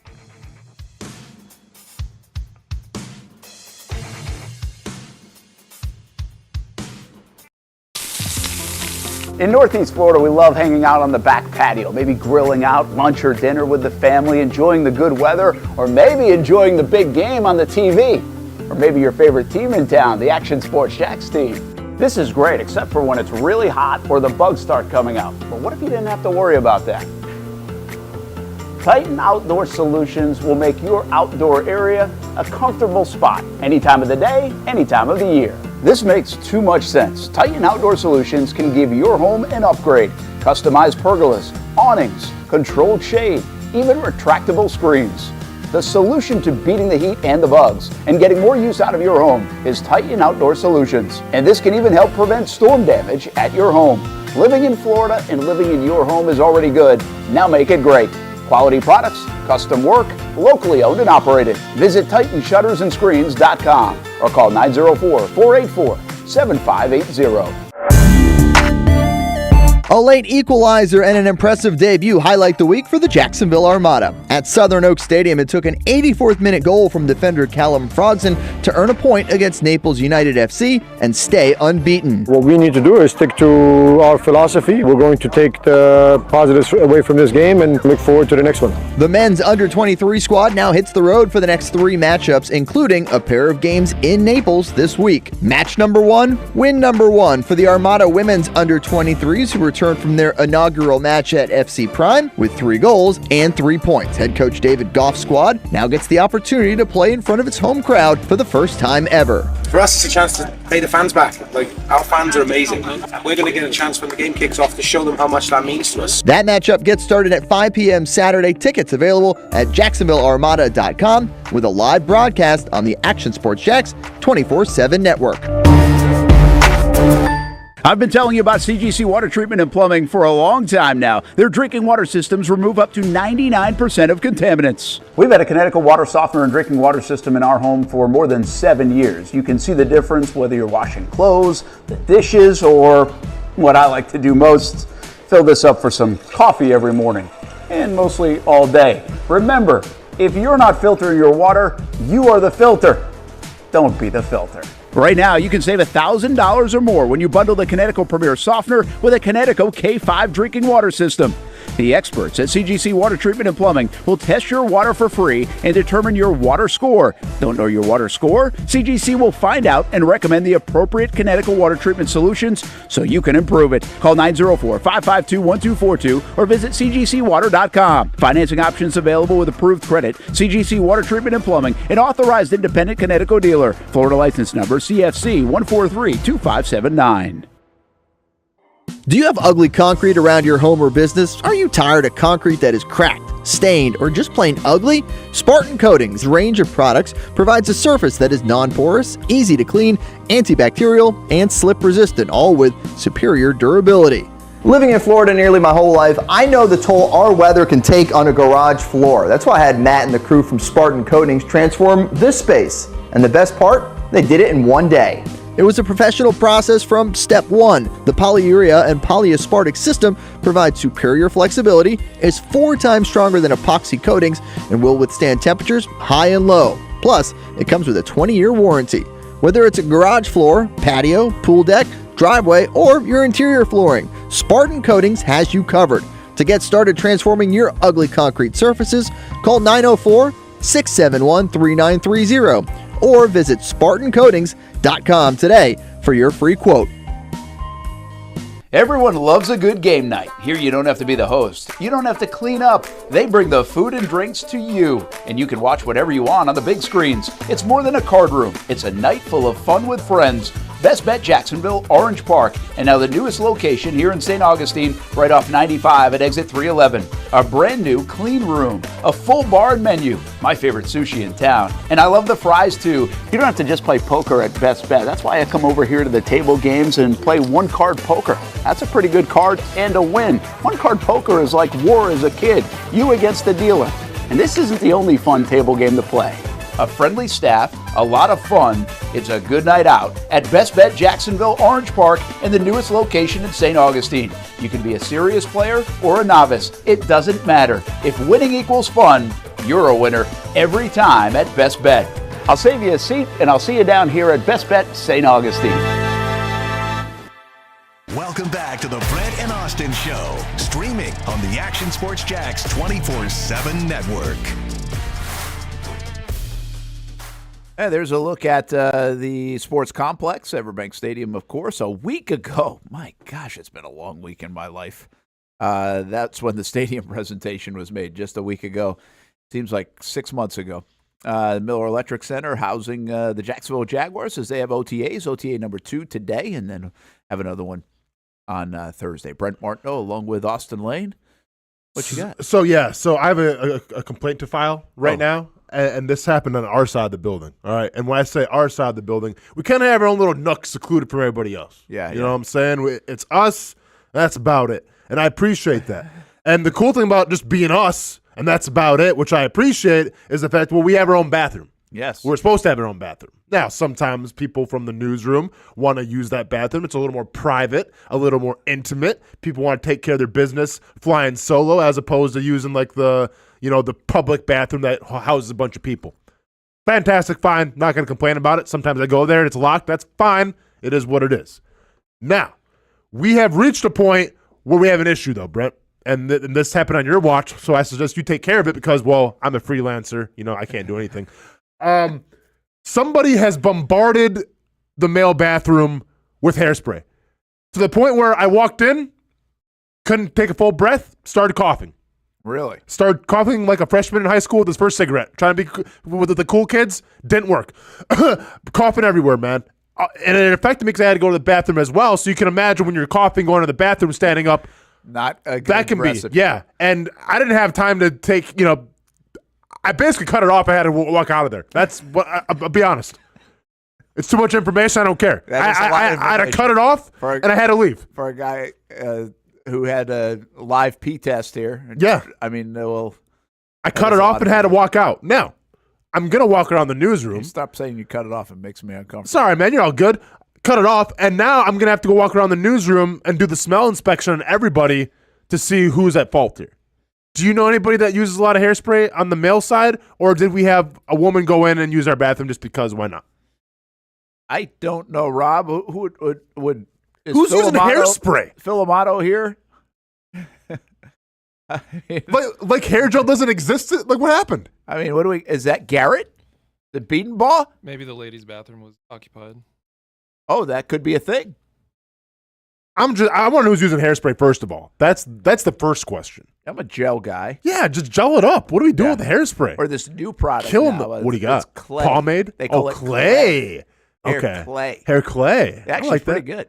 Okay. It's like a dark substance? Like I mean, it's like a white looking substance, but it's like it does kind of feel like clay. Clay. Yeah. Okay. Rather than like the gel where it's very liquidy. Yeah. You know? Yeah.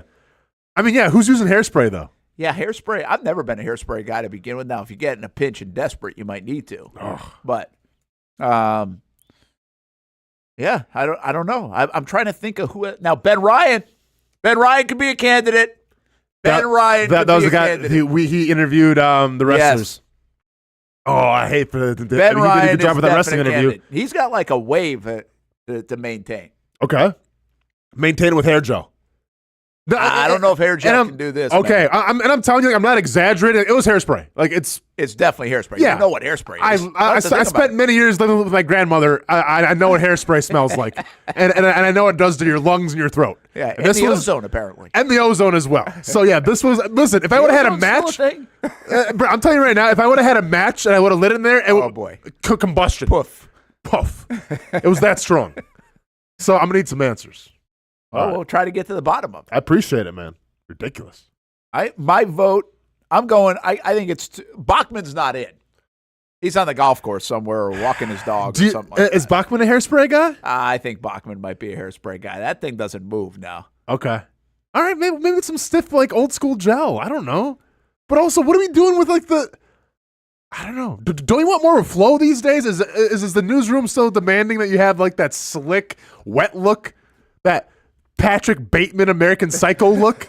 Is that what's in? I don't know. I don't watch. I mean, hey, I watched, Action Sports Jacks. Yes, you do. But I don't, Yeah, I don't know what's in. Okay. That's the flowy look, or do you still have to have that thing? I mean, I want some movement. Yeah? Yeah, give me some movement. No, staying still, stiff as a board, doesn't sound fun. I got to believe it's Ben Ryan or Garrett.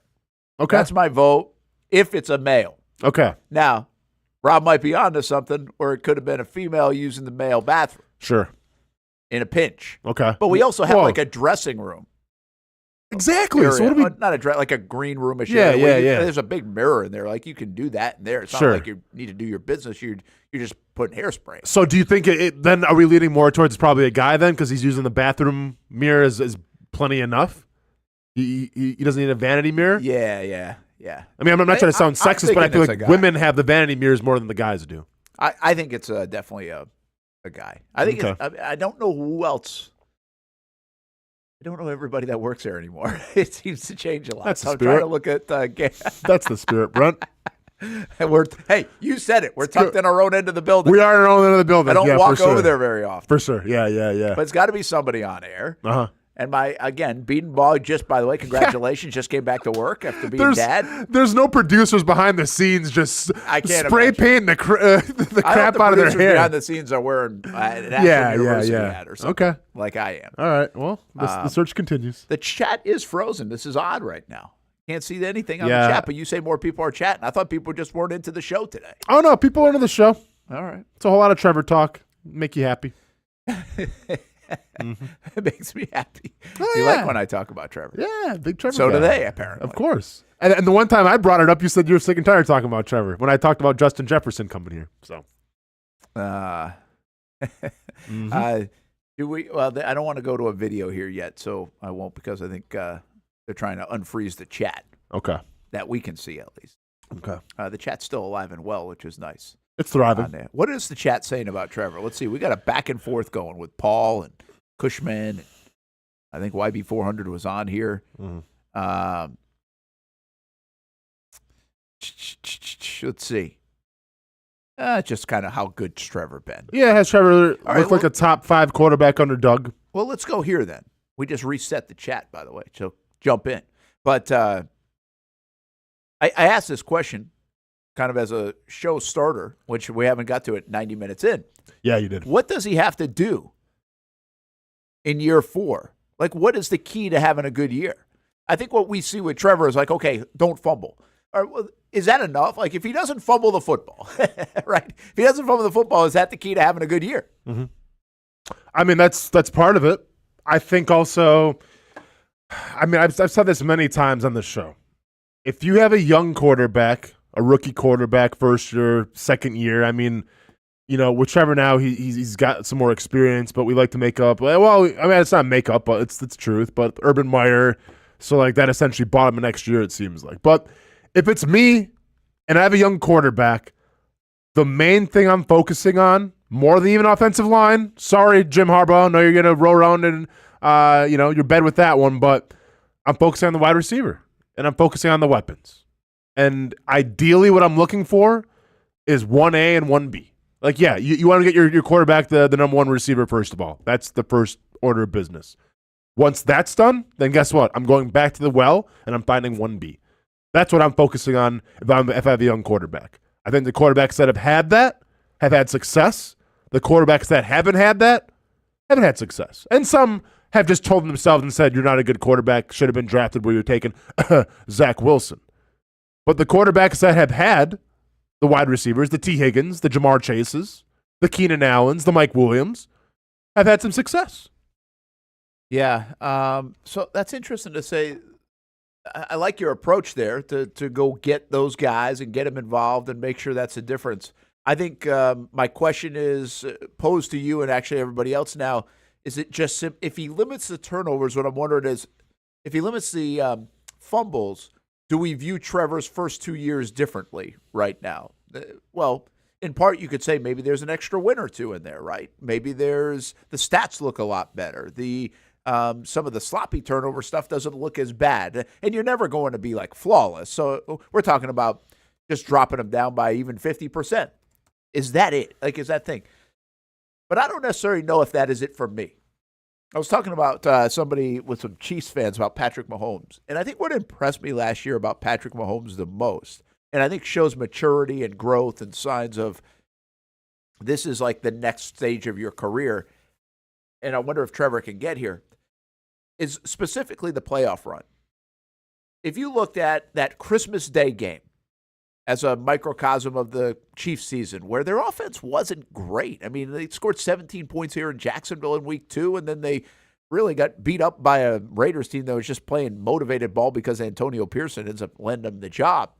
But in that game, I got the sense that it was a frustrated Mahomes that was forcing things. Okay. When you go to the playoffs, I don't think he had a turnover in the postseason. He was a guy that wasn't forcing anything. When it came to getting rid of the ball or an empty play, he just got rid of the ball. Throw it to the sideline. I'm not sure he's sitting there taking sacks, but he gets rid of the ball, throws incomplete pass. It's frustrating, actually, because you think you got him wrapped up, and then he'll just throw it away. Mm-hmm. My view on Trevor to take the next step is exactly what I just saw from Christmas Day to the playoffs for Mahomes. It's not be Patrick Mahomes. It's be mature enough, experienced enough now to say, I don't have to do everything on every play. Because I do think that's really Trevor's downfall. His downfall is he wants to be the guy making the plays, which is okay. He wants the ball in his hands. You want that. But he also thinks on every play, he's got to sometimes be the hero if things go wrong. And you can't play that position like that. Mm-hmm. I think what sticks out in my mind about Brady and Manning are the times that they just go down and take sacks and you say they're a bunch of wusses. For not getting it. No, they're not. They're very smart for living another day, both physically and also punt the ball away and we'll get it back and we'll get him the next time. This one didn't go well. I'm going to throw my helmet, be pissed about it, but I'm also going to go get him the next time. Trevor has to do that more, in my opinion. One, to stay healthy, because those are the plays that you get hurt on when you're trying to do too much too and you're getting sandwiched between two big 300-pound guys. That's also when you lose the football because it's hard to hold on to it during those things. And it's also where negative plays happen, and now you're not even punting the ball away and gaining 30, 35, 40 yards of field position. So I really think, to me, that's it. Like last year I said, hey, can you dictate play? The Jacks didn't really do that offensively. I thought they have to. The identity, dictate play, can they do some of that? I still think that exists. Can Doug and Trevor and this offense kind of be like, hey, we're going down the field today, and you got to catch up to us? Mm-hmm. That's more of an offense thing. That's not really a Trevor thing. I mean, he's obviously a big part of that. But for Trevor, it's more, take your medicine, man. Take the medicine. Be smart enough to say, hey, it's okay to punt. It's okay to get sacked. It's okay to go 3 and out. It sucks, but it's okay to do it. Because the alternative is I'm not fumbling the football away. I'm not getting hurt on this play because I'm trying to do too much. Now, there might be a time in a game in the playoffs that you need to do that. Of course. I get it. But you don't need to in week 3. Or the fourth quarter. And you don't need to in week 8. You most likely. Yeah. I mean, you don't need to in the first 3 quarters, to your point. Correct. Yeah. I mean, when the game's on the line, then, yeah, you can maybe change your tune a little bit. But, no, if it's a close game, first half, or it's a tie ball game, then, yeah, play within yourself, please. I agree. Yeah. So I really think, like, to me, that's where my mind goes when I say, if he does some of that. Again, he's not going to be perfect in that category. Mm-hmm. I don't think you just get rid of that. I think that's a continued process. Mm-hmm. But I think that's why, if they can teach that to him, if he can do that, which by the way, some of the things that they've tried to teach him, he's shown the ability to be like, okay, I can. I learned that. I'm better at that. Whether it's taking what they give him against Indianapolis, or when he goes like 26-28 against the Colts, like those kind of games where he's like, okay, I don't need to go down the field all the time, all this stuff. I think we've seen some of that maturation. He's coachable. Like, he's teachable. He's got a good learning curve. He's still a young player. I think this is the one that's got to get out of him so he gets out of his own way. It's hard enough against the NFL with what they're giving you or trying to get from you. But if you can get out of your own way, I think a little bit more. And this is where I think if he just does that half the time, we're talking about the times that he did it, I think all of a sudden he becomes like this. Not all of a sudden. It just opens the door for him to become the guy everybody thinks he is and can be. And what the Jags obviously believe in, to the tune of however much money they're going to give him. When it's all said and done, this up-and-coming season, by the way, greetings from France. Apparently we have somebody from France in the chat. Is this real? Brent, you ever heard of... We can't get anybody in the chat except some dude from France on Twitch. Sorry, I got sidetracked here. Brent, you ever heard of the Beast of Gwynevin? I've actually heard of this. Have you? Yeah. It's like a giant wolf thing. Huh. It's like mythology kind of thing. Of course you have. Yeah, well, I'm super into it. Also, hey, with all due respect to our friend from France, it's not even close to the Rhinelander Hodag. Type in Rhinelander Hodag and then get back to me about crazy mythical creatures, monsters, man. The Hodag will put nightmares into your brain. Brent, go ahead and Google that one when I'm talking here if you want. Yeah, later. Check that out. Okay. Yeah, it's Hodag. But anyways, getting back to Trevor Lawrence, what do you have to see from him in terms of to justify that everything is going as progressed in terms of, because this is the world that we live in. I get we want to say the injuries and everything. We want to say the turnovers. We want to say the coaching. That's great and everything. But we live in a fantasy world where rankings are everything. So when it's all said and done, and I'm not saying this has to be the end-all, be-all, but I'm just saying from you to have supreme confidence, from you to say, all right, this whole thing's working with Doug Pederson. It's working out their offensive line. It's working with our wide receivers. We have everything in place. When it's all said and done at the end of the season, where does Trevor Lawrence have to be ranked? I'm not saying just in fantasy, but I'm saying just as a quarterback overall to say, you know what, this is working well. Yeah, I think he's got to creep into that top 8 category, top 10. I mean, we can argue whether he's 8 or 9 or something like that, or 7, 6, like somewhere in there. I don't think he needs to be a top 5 quarterback by the end of the year. Okay. I think there are too many. Like, I don't think it's realistic. It's when you say that, make sure you're checking off who's not going to be that. Is Aaron Rodgers going to come back and be the Aaron Rodgers that's put together a 15-year career?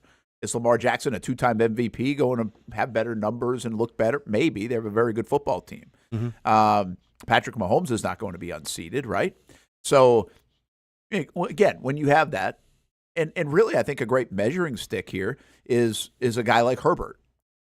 Can he continue? Can he deliver like Herbert maybe has done statistically, because he's already done it in the playoffs and a little bit of leading his team and win-loss? And this might be a year where Herbert even slides back a little bit. We'll see how the rebuild goes kind of in L.A. So I think he has a chance to kind of pass Herbert even more if he has a good statistical season. But so what's the number though? He has to be number 7 overall, 8? I said top 8. So he has to be 8 overall. Yeah. I mean, 8 or better. Yeah. Okay. Gotcha. And again, I think when we do that, I think some would argue, okay, he was the 9th guy or the 7th guy or the 6th guy or even the 10th. But, yeah, I think if you can put him in that conversation of the top 8 quarterbacks, he's going to be in the conversation of the top 14 quarterbacks paid in the league. Can he be in the upper half of the guys that are paid? Yeah. Right? Yeah. And that might be a very tricky thing. It's like I say this about the Jags. Like, there's a lot of friction. Well, there's a lot of friction in the quarterback world, too. Is Kyler Murray going to have a big year? I don't know. Yeah. Is Jalen Hurts going? Like, I don't know. I mean, does he have a bounce back here? Does Deshaun Watson find his game again? Is C.J. Stroud now like in the Patrick Mahomes category where people think he's headed? Tua statistically can have really good years based on what he's got around him. So there's a lot that can unfold. But yeah, I think I think we know what top 8 looks like, right? And by the way, this was a guy in Trevor 2 years ago that had actually put himself on the outside of the MVP conversation by the end of the year. Like, there was talk about that in like week 15, week 16, if I remember correctly, in 2022. for Trevor Lawrence. Mm-hmm. So why not? You're a $50 million guy. I have no problem saying this about Josh Allen, too. Can you put yourself in Defensive Player of the Year conversation? Mm-hmm. Well, can you put yourself in MVP conversation if you're Trevor? Those are the goals that are going to come with the price tag and with the expectations. So, yeah, I would say top 8. How about you? Is that good enough for you?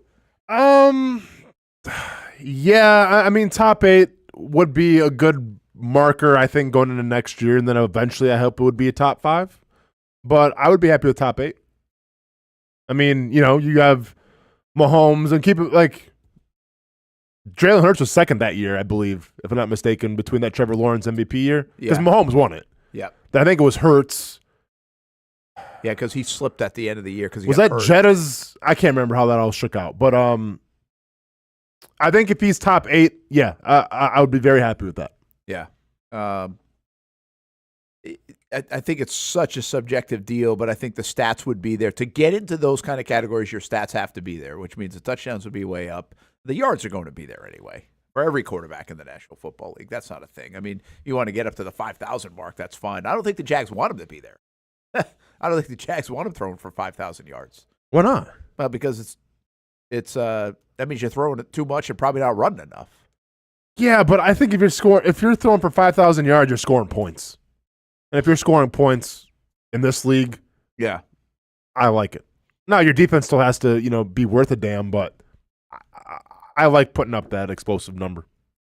Yeah, we'll see if they can do it. Hey, let's take a break here, man. Rob, and when we get back, we'll break down this fight.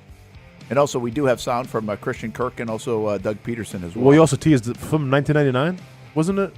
We might get to it or not. Well, you can't tease something. Come on, man. Unless they really want to see it. But I want to see it. Yeah, it's not like dated. It's not time sensitive. Okay. So, all right. If we get to it or not, we'll have some good Trevor Lawrence conversations. All right. And I want to see you break down this fight. We can't wait till Wednesday to break down the fight. It's old news by then. Good point. Going to be on top of the news around here. By the way, we got some big baseball and softball games today. Baldwin and University Christian play in the state semifinals. Trinity Christian at 1 o'clock plays in the state semifinals.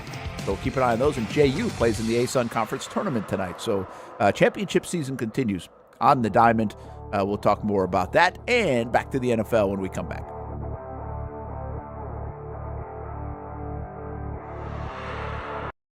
I like to say everybody has a story, and sometimes we're a part of other people's stories. That's the case here at Nimnicht Buick GMC.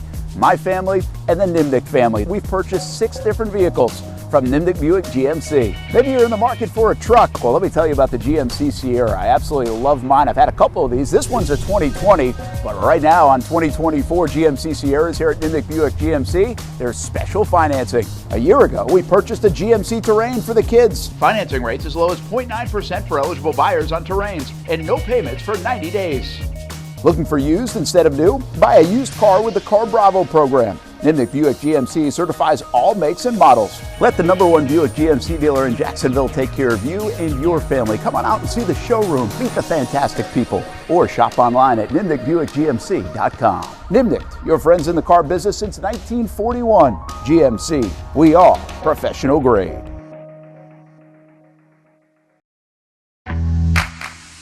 What started out as better people, better projects just keeps getting, well, better. That's Better Exterior Solutions, ready to help you create a better outdoor experience. Check this out. Motorized pergolas are the latest in technology to transform your outdoor space. Beautiful day? Let the sun shine through. Summer rainstorm? These pergola systems close automatically to keep the weather out. From residential to commercial uses, Better Exterior Solutions has products customized to meet virtually any existing architectural structure. With retractable awnings, screens, and hurricane shutters too, if you want unparalleled quality and expertise, you need Better Exterior Solutions. Get a free estimate by visiting betterexteriors.com or calling 904-902-4999. Better Exterior Solutions. Experience better. Oh man, it is that time. I love being outside, but it is just so hot. Oh my gosh, I cannot be outside. Well, you know, it doesn't have to be. As a matter of fact, I've got the perfect solution for you to be able to stay outdoors and not look like this guy. GW Outdoor Solutions has the solution that will help you create areas of shade with their automated retractable awning. As the summer months inch closer, the high temperatures will be right there too. With GW Outdoor Solutions, go from scorching to cooling in no time with one simple push of a button. These innovative shade solutions not only provide protection from the sun and rain, but also add style and functionality to your home. Let GW Outdoor Solutions transform your backyard into paradise. Check out gwoutdoorliving.com for your free estimate.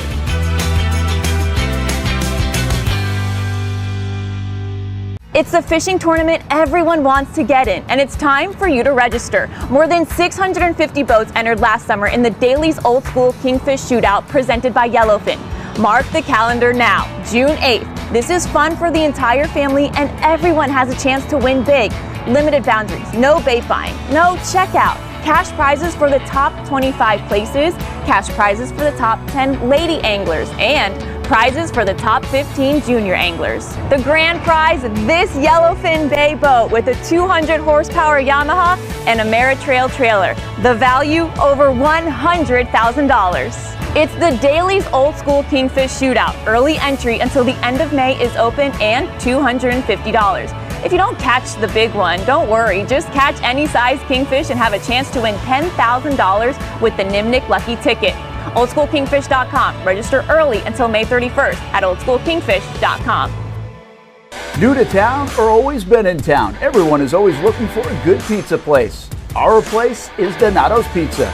We love it and still do love it. When I tell my family I'm coming to Donato's, they say, wait a minute, you got to order some for us. So this is not all for me. Let me tell you what the Martinos get when we put an order in. Well, pepperoni pizza, we usually get more than one of these. And then there's the works, a little bit of everything. And then this is the pizza that can be polarizing for some out there. I don't know why. Hawaiian pizza, some love it, some don't. At Donato's, you're going to love it, especially with that cinnamon sprinkled on top.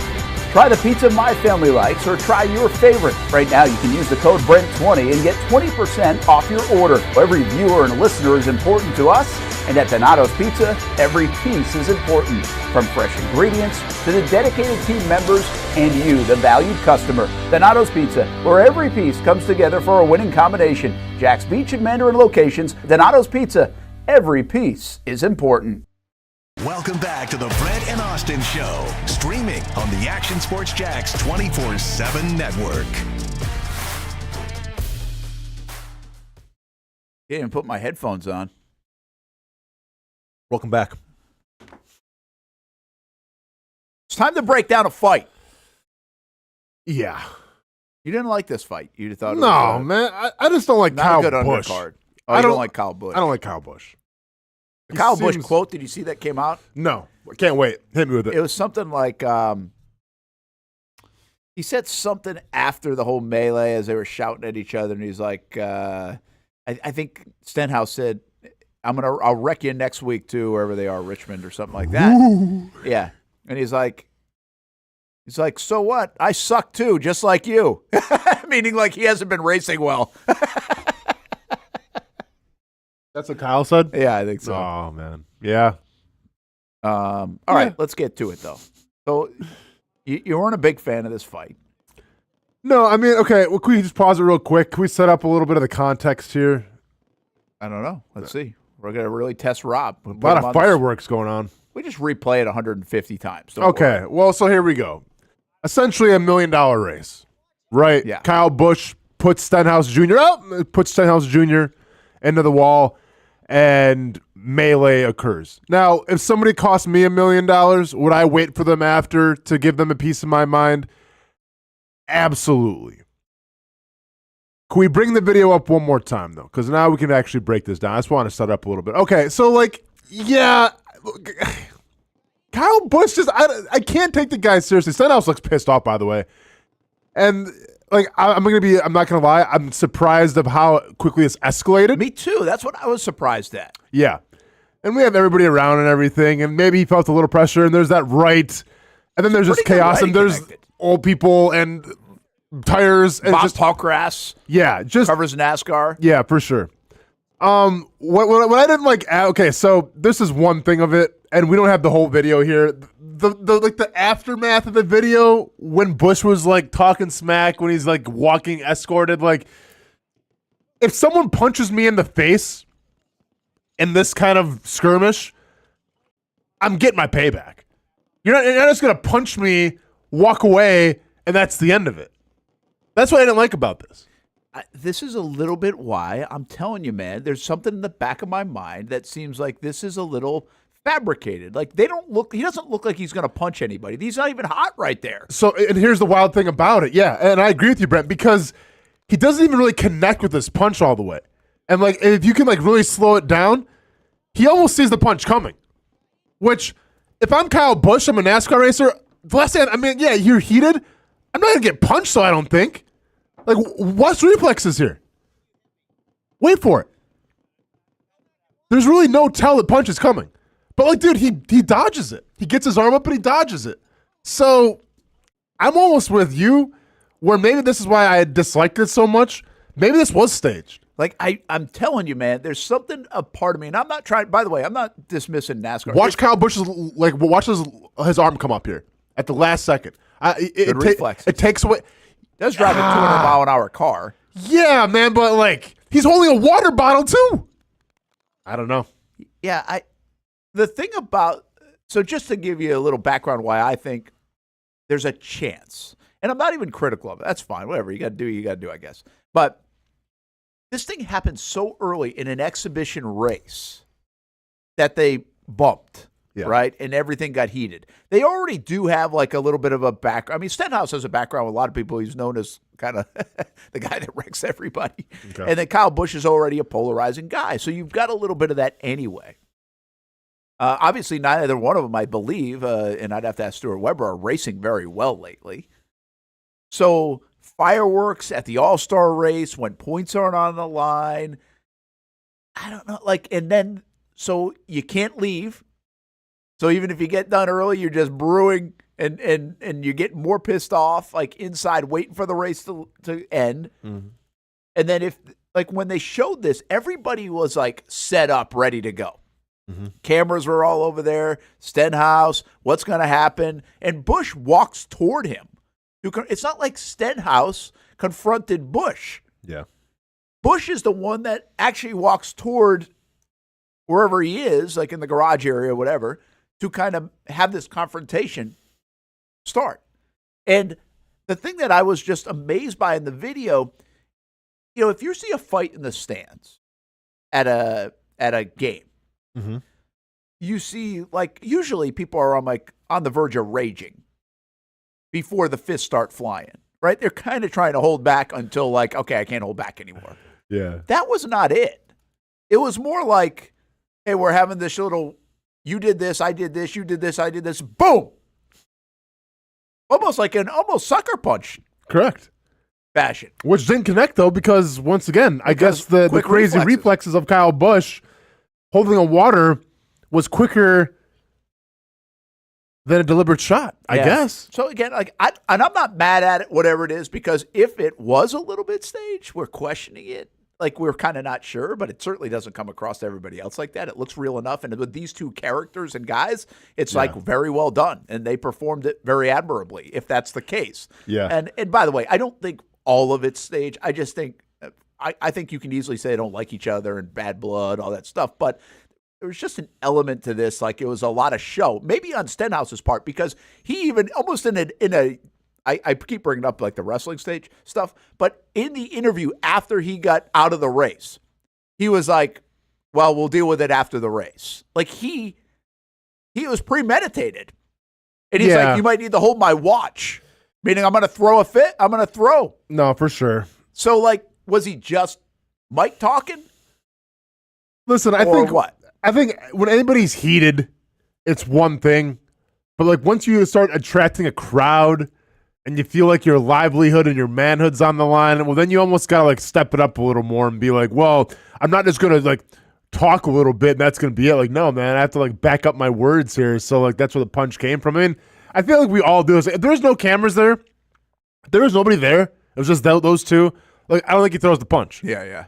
But it's the extra stuff that was there that I think led to him, once again, if it wasn't staged, throwing that punch. Yeah, and again, I'm kind of in between on whether it was staged or not, but I also will say this. Like, I get what you're saying. Like, if you're going to talk crap, if you're Stenhouse in this case, then you got to be able to throw down too. Well, right? Like, there's a little bit of that. And again, I like this. This is old school NASCAR. Like, I'm not a huge NASCAR guy, but this looks way more old school NASCAR. Are they trying to bring it back? I mean, are you sitting there and you're like the NASCAR folks and you're watching? I just keep liking it to WWE, this attitude era that you guys were talking about that you loved. It went away for a bit. Now it's coming back, and WWE's at its all-time high.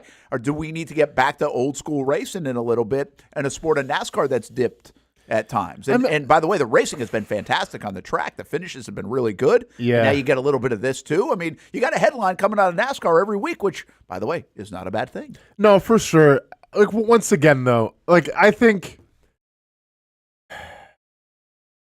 NASCAR might be, if not the second biggest sport in terms of, like, quote unquote masculinity.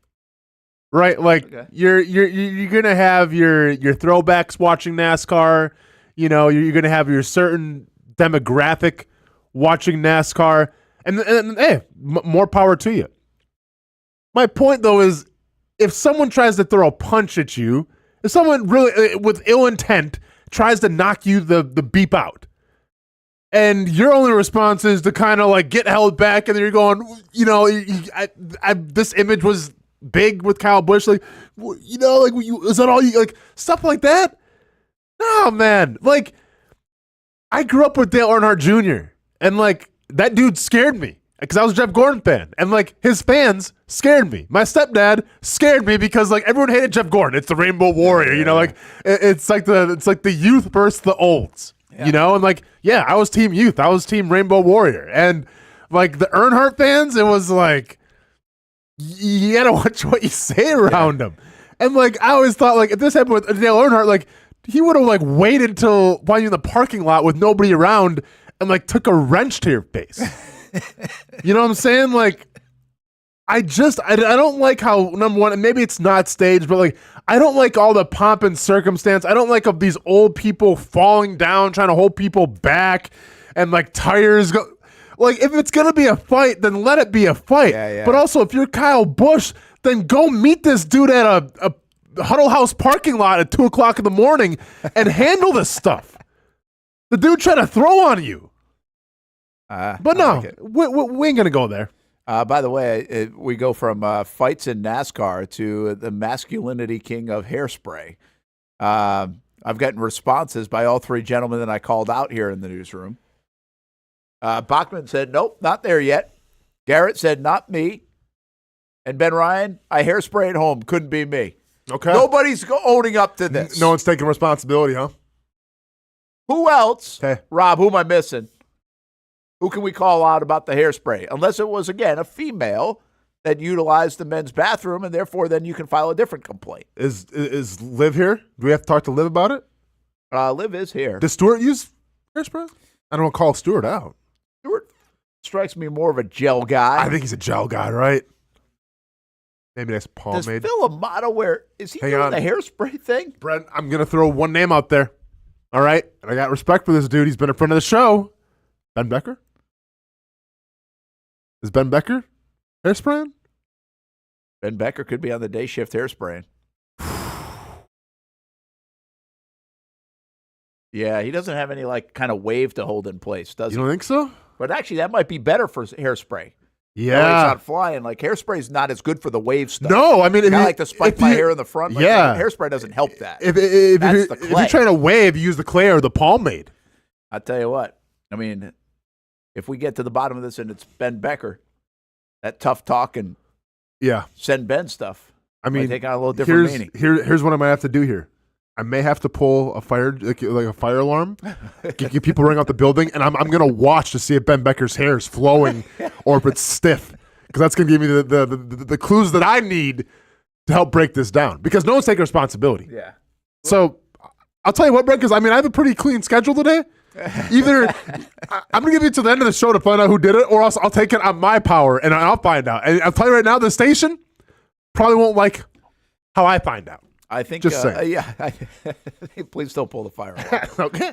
Well, no guarantees. I don't need a new guest host tomorrow. Yeah. Hey, I'm a freelancer. You can't do anything. I'm untouchable.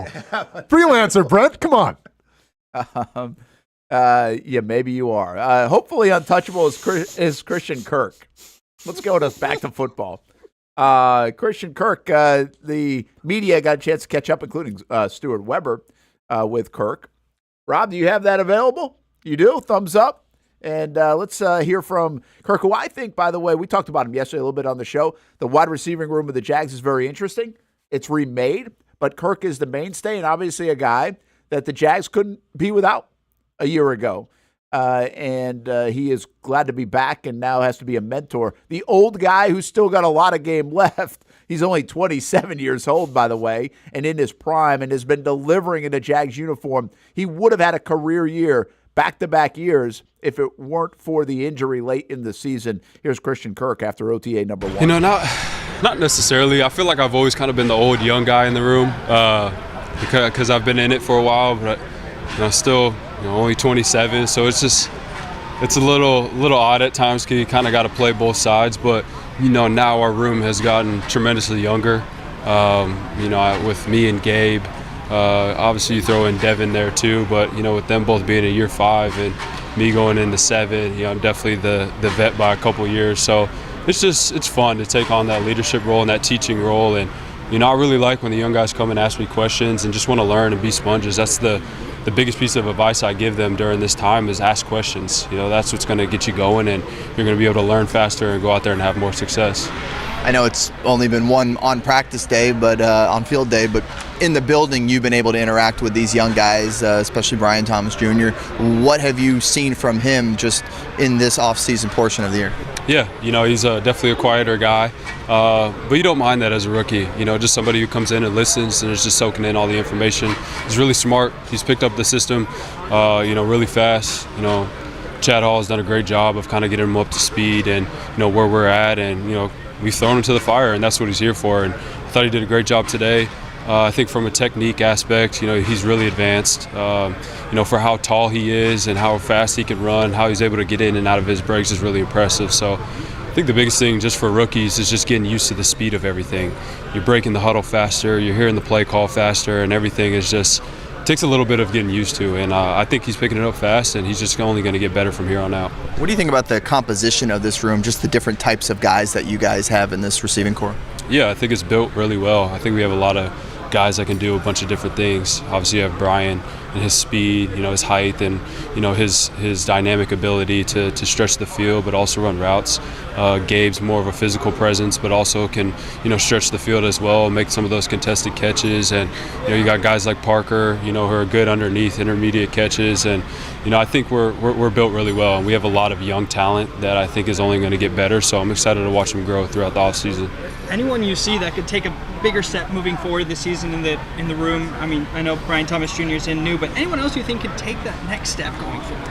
Yeah, I definitely think Parker's one of those guys who I've seen coming into this offseason, and he's a little leaner. He's fast. He's smart. He has a better understanding of the system and what we're trying to do. And he's coming out of his shell a little bit more. He's one of those guys too that was a little quiet in year 1, and now he's having a little bit more fun, feels a little bit more comfortable. So I'm really excited to watch him, kind of develop, throughout OTAs and going into training camp. I think he's going to gain some confidence and be a big part of our offense this year. And how are you embracing the change of maybe being the main leader in this group, right? There's a lot of guys you could take under your wing. How are you really embracing this and being the main vocal leader of this group? Just being an open book. It's a role that I had last year, and it was hard when I wasn't out there, and just being able to communicate with them. But just really now, just getting better and learning my guys. I think that's the biggest part about being a leader is knowing the people that you're leading and knowing how they respond to certain things, adverse situations, whether it's coaching, advice. So just getting to know them, what makes them tick, and just being an open book for them and giving them my experiences that I've had and giving them all the tools that I can to help them be successccessful. And you've had a busy season off of the field as well for yourself personally. How does that kind of help you mentally recharge and get back into the swing of things? Yeah, it's been great. I got married on April 6th, so that was a life-changing moment for me, and my wife and I just had such an awesome weekend, enjoyed the honeymoon, and then after that it was kind of getting locked back in. But it's just cool to start that new chapter, off the field, and it makes you come to work and work a little bit harder just because you got somebody that's with you for the rest of your life, and you go to work with a purpose. But it's been awesome, and like I said, I just have a newfound energy, and I just really want to get back and have a great season this year, and just number one, stay healthy. That is Christian Kirk, and congrats, by the way, to him and his wife on their marriage. He hadn't forgotten the date yet, April 6th, his time. I think Evan Ingram got married a week later, if I'm not, either a week earlier or a week later. So a couple of weddings for the Jacksonville Jaguars guys. Man, I'm a big fan of Christian Kirk. I think he's a really good player. I think he's been really good for this team. I think he's been really good for Trevor Lawrence. I think, we criticize organizations for not doing right around young quarterbacks. I think moves like Zay Jones, Christian Kirk, Evan Ingram, along with Doug Pederson, the Mike McCoys. I mean, you can criticize Press Taylor or not, but I like the Press Taylor move around Trevor. All those kind of moves. Even Jim Bob Cooter, who now has moved on, right? You got other guys that they brought in that obviously are highly sought after, like a Nick Holtz, who's now with the Tennessee Titans. I mean, you can say the Jags have really brought in a lot of people around Trevor Lawrence to make him successful. Now, at times we wonder if their offensive line is good enough, or obviously the center and Fortner in that position, was it good enough? But they even went and got Calvin Ridley. But I'm talking more like how to be a pro and how to surround and the veteran guys. I mean, the Jags have done right by Trevor on a lot of those kind of things outside of maybe the Urban Meyer debacle in year one. No, without a doubt. I mean, I think they have set him up with success in terms of the coaches and personnel guys that can share their thoughts with them, because experience is everything. Experience is the key indicator. That's why Doug Pearson's such a great coach. Obviously, he's spent many years as backup quarterback in the league.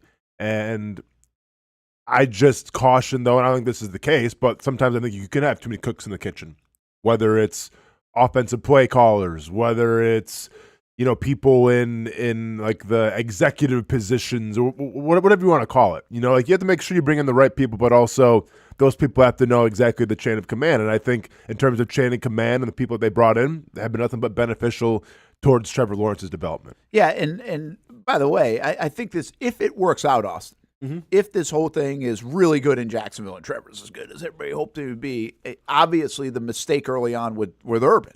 But it would be a hell of a recovery. And I think it's these kind of moves that we might look back on in 5 years and say, hey, Christian Kirk and Zay and Evan and Doug and Mike, like these guys played critical roles in the development of Trevor Lawrence. I mean, that's what we hope we can say.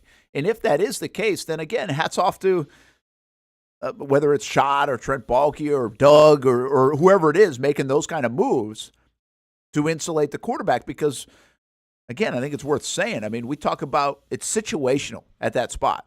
It looked like Mac Jones had landed in a very good spot in year one. It looked like Trevor was like, uh-oh, why'd they put Urban with him? And then by year two, the Patriots, in my opinion, did wrong by Mac Jones. Is that the only reason he's a backup quarterback in Jacksonville now? No, but they didn't do right by him. I think Chicago, same type of deal. Did they do right by Justin Fields? No. Looks like they're doing right by Caleb Williams. I think we have some examples of it. But I think we might be able to look back. We'll see. We got to finish the book. Sure. But I think we might be able to look back and be like, hey, you know what? This organization did right by him. They didn't necessarily do that with Bortles when they shoved him into action, or Blaine Gabbert when they shoved him into action earlier than expected. They learned from their mistakes a little bit over the years, and they made up for the Urban mistake too, which would be very significant. I get that we always want to say that Urban Meyer was the reason that Trevor Lawrence got off to a slow start. And we want to blame Urban Meyer for everything in terms of Trevor Lawrence's development. And maybe that's the right thing to do. Do you think if it wasn't for Urban Meyer, do you think Travis Etienne would be here if Urban Meyer? No. Okay. That's where I was going to. Yeah, I don't think we've done thank you letters before to Urban. Okay. So if that's the case then, because I think one of the biggest things in Trevor Lawrence's development on the plus side has been Travis Etienne. Yeah. Because I think he's taken a lot off of Trevor Lawrence's plate. I do too. So then how come we're not celebrating that with Urban Meyer ever? Well, a little bit, and this is where, again, Urban's, first of all, never going to get credit for anything. Urban we've done this before. We've done thank you letters to Urban, and some of that is the Miller Electric Center, right? Some of that doesn't maybe get done as fast. Like some but some of I'm those not are talking players. about anything. All I'm saying from Trevor Lawrence's development, we always want to say it was hampered because of Urban Meyer. Okay, but didn't Urban Meyer give Travis Etienne to the Jaguars? Wasn't he responsible for that? Didn't that help out Trevor Lawrence? Yeah, but the reason why he doesn't get credit was I was getting to is that he didn't play that year under him. Yeah, he so got hurt. So I think there's some but yes. After that, no, you're right. The development, yeah. Okay, so he's not going to get credit ever, first of all, Urban, for anything he did because of the way it happened. Okay. But I actually think there's a lot of that whole draft class for the Jags, forget about Trevor, and there's other things that kind of helped pave the way for some of the success that they've had. And you can't sit here and tell me that he did everything wrong. It was just so, I think people will look at it as that, right? The excuse of the year. And I'm not actually as convinced as everybody else that was a lost year for Trevor. I think there's probably a lot of lessons learned that will, 10 years down the road, he'll look back and be like, yeah, you know what? You got to go through some stuff sometimes. And man, did we go through some stuff. Now, some people disagree, and we've had these conversations inside the building before where, hey, there's more harm than good. There are some people that believe that he would have been better off not playing that entire year and where he was at the start of 2022 or in February of 2022 than playing for 17 games that season. I don't know if I fully agree with that. I think getting the experience of playing and seeing the NFL and even some things gone bad and learning that, hey, I'm really the guy in the organization. I think one thing that experience validated for Trevor is he's the guy. Like, it's not Urban. It's not bulky. It's not even shot. Like, I'm the guy. I'm the spokesperson. I'm the guy that's going to fix it, do it, and I take ownership of it. And he got thrust into that. Was that unfair? Probably. But it's kind of the role that he now embraces, and I think it kind of trained him for it. So, I've never – I mean, there's a lot to make fun of and be bad and mad and all that stuff about the Urban stuff. That's legit. For a whole locker room, not just Trevor. But I also don't necessarily fully come with people that say there's nothing good that came out of it. And I think your point on Travis Etienne is just another one that you can point to and say, you know what? Yeah, they don't take him. Now, they wanted Tony, is the story. And luckily the Giants picked him. Yeah. Because then that could have been even more of a disaster. Yeah. But Etienne's been a better player, a better pick. And he found a weapon for him. Which, by the way, this organization at times has been reluctant to do that. So reluctant, we thought they wouldn't find a weapon for him this time around with Brian Thomas Jr. because Trent Baalke of this organization doesn't take receivers. Well, they did. So, I think you got to dig a little deep sometimes, but you can find some things that Urban maybe helped along the way. I don't think anybody wants to admit that. Part of it. Let's take a break. We'll come back. Brent Austen Show. Maybe hear from Doug Pederson a little bit more as well here on the show. I did want to get to a little baseball thought or two. Nothing long, but we'll have an update on what's going on in the Major League Baseball standings. And unfortunately, I might have to say something nice about the New York Yankees. That's next.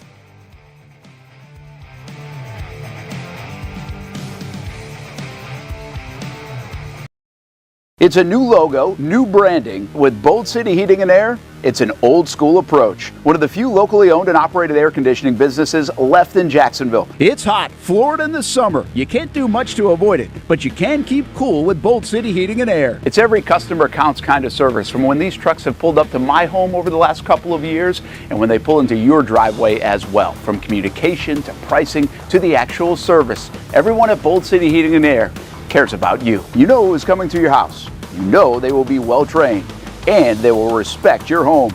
Air conditioning convenience at boldcityac.com. Stay cool while it gets hot. Bold City Heating and Air can help. Don't get caught sweating all summer. boldcityac.com. And they have financing to help. New systems starting at $110 a month and $50 off any repairs. Stay safe, stay comfortable with Bolt City Heating and Air at BoltCityAC.com. Homegrown in your hometown.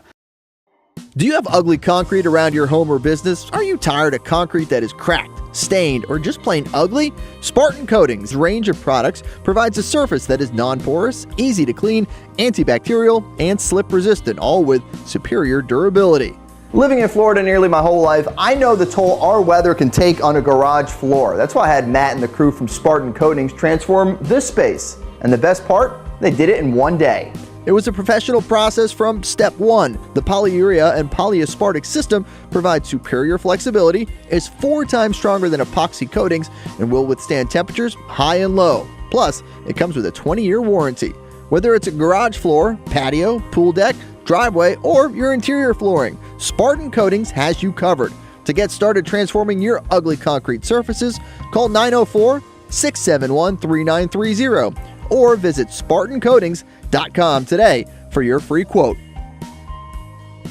It's the place we party in football season with Jaguars All Access. Welcome to Spring Sports Brewery, everybody. Say hello to our guest tonight. That is Trevor Lawrence. You can bring your party or event to Spring Sports Brewery in Springfield any day and any time. Rehearsal dinners, corporate events, birthdays. Here at Strings, you can enjoy the inside area and the outside area. Good for any weather, good for any occasion. Watch the games, play the games, shoot some hoops. Beer? Yeah, they have that. Plenty of choices. And sure, this is a brewery, but Strings is also a restaurant, and the food is fantastic. A full menu made from scratch meals. And if you need String Sports Brewery to help with a party at your place, they cater too.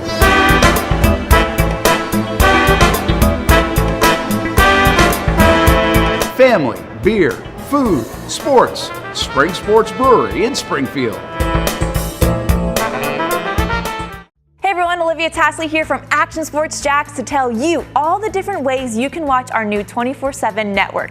3 easy steps. You don't even need a pen and paper to write it down. Step number 1, download the app. Search Action News Jacks in your app store either on your phone or your smart TV. Then, once you're on the app, click on that little drop-down menu in the upper left-hand corner with the 3 little lines. That'll show you these options, and boom, right here, click Action Sports Jacks 24/7, and you will be brought to our continuous stream channel.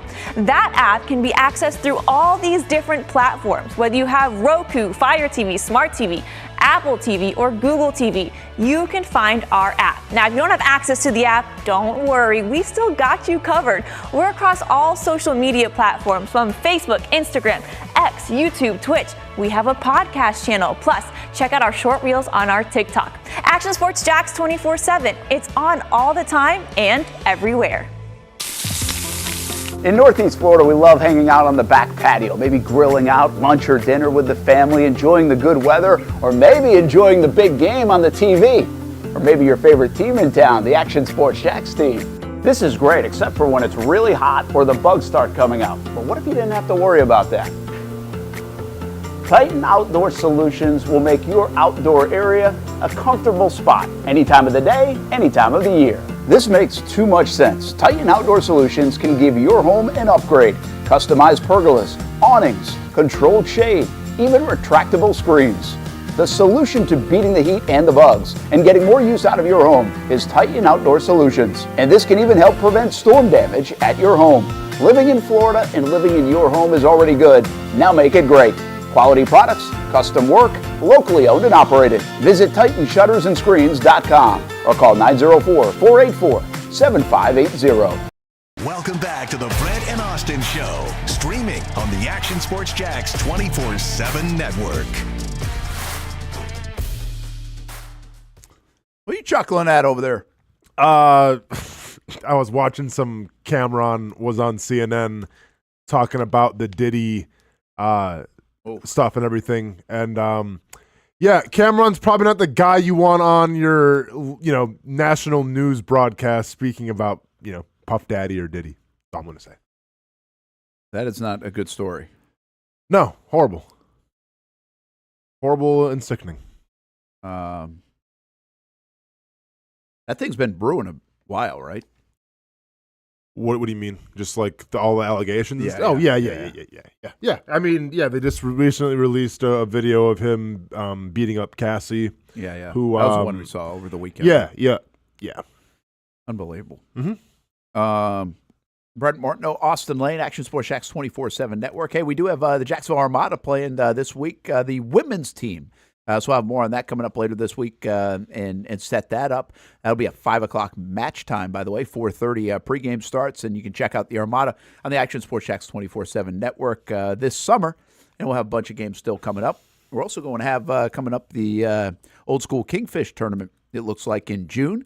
So for all you folks that like fishing, that'll be a big day and usually a pretty cool event with over 600 boats, I think, or 500 boats in the water here in the Jacksonville area. And they make it a pretty cool event for everybody, not just a big boat Kingfish tournament. That's the Old School Kingfish Tournament coming up. And by the way, you can register early all the way through the end of the month, May 31st. So you got a couple more weeks or 10 more days to be able to do that. What else we got coming up? Furniture Source Town Center. Thursday, that's where we'll be. And then also Best Bet Jacksonville on Friday is where we'll be. So we've been at St. Augustine. This one going to Jacksonville. Mm-hmm. And that one will be at the Monument Road location. Good to have Rob along as we continue to shuffle in and out of folks in that booth. From Kids Corner to Kim Corner to Nick in the Daytime to Bleak Bills. Bleak Bills. There we go. Got it, man. Yeah, just got to get a mention in for everybody. We still Bleak don't have Bills. the hairspray caper on an update. We don't know what the latest is on that. I mean, I was thinking more of the hairspray harlot, but yeah, the hairspray caper does just fine. To be continued. I mean, Bleak Bills, I love the nickname, but you understand what's going to happen now, dude. Like with the latest IR injury that you've suffered, I feel like we might have to come up with something different with that golf cart then. I hope you're okay with that, Bleak Bills. Yeah, just so you know, he's got a broken foot. Yeah. I wasn't the driver. Nevertheless, you know, I mean, Maybe I you should have understand. been. Yeah, maybe you should have been. That would have maybe worked out better. I was the only one injured, though. Coach Are Ripley. you? Wait, hold on. Seriously? Seriously. Hey, we gonna sue somebody? No, Bleak it's a good Bills? friend. Well, how So good? what? I mean, I guess good. Yeah. So Enough what? to pay for the cart. Okay, that's fair. Okay. Was it your cart? Whose cart was it? It was mine. Oh man, is it at the end of an era? Do you have to like get the whole thing replaced, or just? We'll see, I still got to get an estimate. Oof. Sorry about that, Bleak Bills. Tough spot. Very tough spot. Coach Ripley back in the chat. Mm-hmm. Giving some love to Dilla. Said the word on the streets, $53 million per year. I like it. With all due respect to Dilla, I think we've all guessed $53 million per year is going to be about the number. Brent, you're not be a hater on it, man. I'm not being a hater. I'm just Okay. saying $53 million is a good guess. Well, yeah, it'd be if I was It's gonna about the guess. spot. If I was gonna guess, I would say the $53 million range. Yeah. It was interesting to hear a lot of the national folks talking about the contract of Trevor, which makes it seem like it's even more on the horizon. And again, I think it's easy to slot Trevor in. Mm-hmm. We've talked about it so many times in that spot. So this maybe isn't as hard to get done as even a big contract is usually difficult to get done. And I think somebody else said, and I did this at the start of the show, there doesn't seem like a lot of like angst in these negotiations. So I think everybody's trying to get to a common ground. It does feel like it's going to get done sooner than later. Like most of these deals get done right around camp time or right before the start of the season. I actually would predict it gets done even before that. I've always actually said, hey, keep an eye on May. Now we got 10 more days. Yeah. I'm not telling you it's going to happen in May, but I think there's a real chance that it could happen over the next 10 days. And I'm just not surprised if I get the phone call, the alert, the whatever, like, hey, big day, Trevor's getting the deal done. You know, I mean, that wouldn't surprise me. Who's Trevor's agent? Smaller guy, or it's a smaller agency. Okay. And now they, in fairness, over the last 3 years, he might have their clientele might have grown significantly. But I think as part of his agency, and I don't know if he's owns the agency or is this is his agent too. Is Darius Rucker.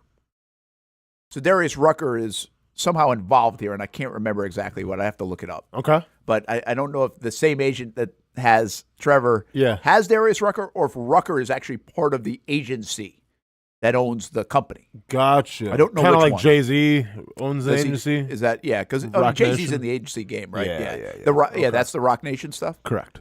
So I don't know if that's the same thing, but I know there's a tie there. Okay. And again, his agent is based out of South Carolina, which Okay. also makes sense. Hootie Enterprises or something. Yeah, it's not called that though. So missed opportunity. But I do think I don't know if there's significance to what you just mentioned, and that is, Well, hey, there's a smaller agency. Does Yeah. that make a difference in a deal? I don't know. Well, no, my biggest thing was like, is he with a bigger agency? Does he represent Jared Goff? Like, did you get that deal done? Because now you go from like, okay, well, one of my clients, Jared Goff, just got paid. Now it's time. Okay, I it's don't not that. see it that way. That's the thing. Like, and again, I don't know if that's significant or not. I just don't see it's like, we're so used to the agent world and the baseball world or the football world, and everybody can, like Jimmy Sexton controlling every college coach out there and a lot of the head coaches out there in the NFL. Boris in the Major League Baseball. So you work this client with this client, and you're like, I'm getting this to get this, and here you can get this done, but this chess piece in free agency. I don't think that's the case here. Now, is there a chance that they have another one of these quarterbacks? They have Brock Purdy or something like that? Maybe. Yeah. I don't know that. I haven't really investigated that part of it. And I don't think this is an agency that's going to work in that big of a swimming pool with their clients. So, but I would imagine everybody's trying to increase their clients and in that kind of world. Or they might just try to stay small, which I have a lot of respect for that too, if they're trying to do it. So anyway, we'll see where it lands. Coach Ripley now trying to throw a lot of numbers at us. Simple math, 53 is the average year per year. Said the M word. 6 years would be 318. 7 would be 371. 8 would be 424. Wow. 6, 7, 8 year deal. Not a 5-year deal. That's actually probably the most fun of this. Will it be 5 The math? or more? What's the over-under on the years? Oh. Is it a 5-year deal or is it more? Yeah, just give him a 5-year deal. Yeah, 5. Or it could be a 4-year extension on top of this current deal. Yeah. Which would end this year. I think everyone's doing 5-year deals except Patrick Mahomes Yeah. and the Chiefs. But yeah, I'll take a 5-year deal. All right. Well, we'll see where it ends up. We had a question yesterday that I didn't mean to ignore, but I forgot about. And the question was basically whose failure was worse last year? Okay. The Florida Gators or the Jacksonville Jaguars? And I didn't really think it was much of an answer. I don't think so. I think it was a pretty easy answer because I think it was the Jags. Yeah. I mean, the Jags had way more expectation. Yeah. But the question was put in, who collapsed harder last season down the stretch, the Jags or the Gators? Who's under more pressure this year, Napier or Doug? And so I think that part of the question may be a little bit more fair. But I think they also both come with easy answers, I think. One is the Jags' collapse was way worse. And 2, the more pressure is definitely on Napier, in my opinion. Yes, I agree so. Although their schedule is going to be super, it's so hard. But yeah, I think the Jaguars had expectations to go to the playoffs, to capitalize off of what occurred the previous year. They didn't do that. So I agree, Jaguars, and I think, Billy Napier's on the hot seat. It's like you think there's more pressure, though, on Doug, right, this year than maybe feels like it in town or we're letting on? Yeah, my biggest thing is that if Trevor Lawrence looks a lot like he did last year and this team doesn't go to the playoffs and you have a 9-win or less season, then yeah, I think there should be pressure on Doug Pederson. Yeah. Yeah, I think there's natural pressure. What I think there's the pressure for Doug is to avoid probably disaster. Okay. In terms of his job. That's the way I feel like it right now. Now, that builds a lot in the fall, right? I mean, Sure. We can, if all of a sudden it's not going well, you're going to build that faster than it probably feels right now. You're going to be like, what are we doing here? What's going on here? And so I do think that can be that way. There was a response to this question. Gators were never expected to amass too much. Jags were going into Cincinnati with the expectation to have the number 1 seed to hold it. That wasn't a far-fetched thought. Definitely the Jags, and I agree with that. Like I think that there was way more expectation for the Jag last year than the Gators. I mean, do you think if the Jaguars win 7 games, like Doug Pederson won't be on the hot seat? I think he might be on the hot seat going into the next year, but I don't know if he's on the hot seat to be fired in January. No, okay. Let me rephrase this. If the Jaguars win 7 games this up-and-coming year, the dialogue in the offseason of the following season is going to be, Doug better win right now, or it's going to get, it's not going to be good. Yeah. Okay. But it's going to set up for the next year. Like, that might be on the plate right now for Napier. Correct. Right? Yeah. Do me a favor and call up the Gators schedule if you can. It's a beast. Yeah. In fact, so much so. Okay, you ready? Like, here's my question about it. All right, before we go through the schedule, whichever, a lot of people have seen it. Gator fans have seen it. But has there been a coach in recent history that is up against it as much as Napier? And the context of it is, he's already had 2 years that people are questioning. He's had this whole Rashada thing. Now he's got a lawsuit with the Rashada thing. He's done some things where they didn't have a special teams coach, and are they doing the right things on offense? And just a lot of questions. The recruiting game, is he recruiting as well? And then there are some wins in there too, but not enough right now. And then you put a lot of pressure in year 3 of a college coach, and he gets this schedule. So, like, you've got a team that's not like, here we are, we're ready to burst necessarily in 2024, and we can handle this schedule. He's got all this other stuff, trying to get it right, trying to build momentum in a year where they could play better football than they did last year and not win games because of the schedule they have. Look at the schedule they got. So we got Miami, Samford, Texas A&M at Florida, Florida at Mississippi State, UCF at Florida, Florida at Tennessee. Here's a stretch, by the way. Florida at Tennessee. Kentucky at Florida. Hasn't been good. Florida at Georgia. Florida at Texas. LSU at Florida. Ole Miss at Florida. And finishing up the season with Florida at Florida State. Yeah, I mean, it's a beast. Yeah, of course. It's a beast of a schedule. And now the SEC has become a beast of the schedule all the time. Everything, those kind of things, right? Now, you can argue, I mean, where's UCF in that? Obviously, there's a Samford game early. Miami, where are they? Can you take care of the ACC schools? Florida State's going to dip a little bit, we think. So, I mean, you can maybe find wins, but you got to play well. Like, you can find wins. But, I mean, you might have to find wins just to get to, like, 500 or be bowl eligible. Like, that's a legit thing.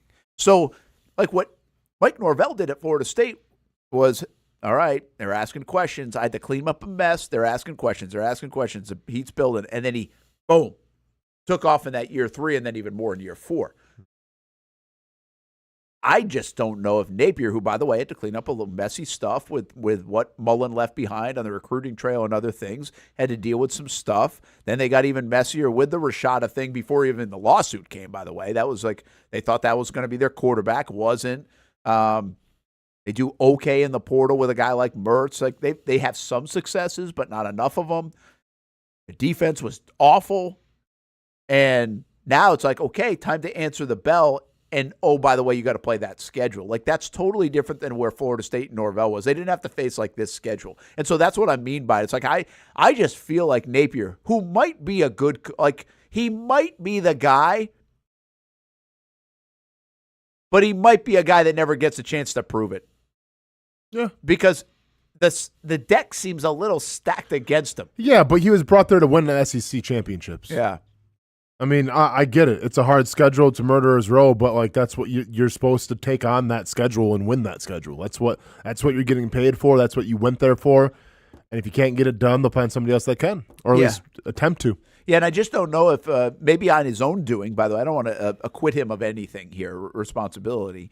I just say he didn't get going fast enough to be able to be put in a position to now be like, hey, this is our year. And some of that stuff is very cyclical, right? I mean, you can have a very good football team and everybody else has a very good football team. There are other years where your team's not even as good, but you're not playing teams that are as good, and you might end up with more wins. That's sports. Yeah. Sports can sometimes do that.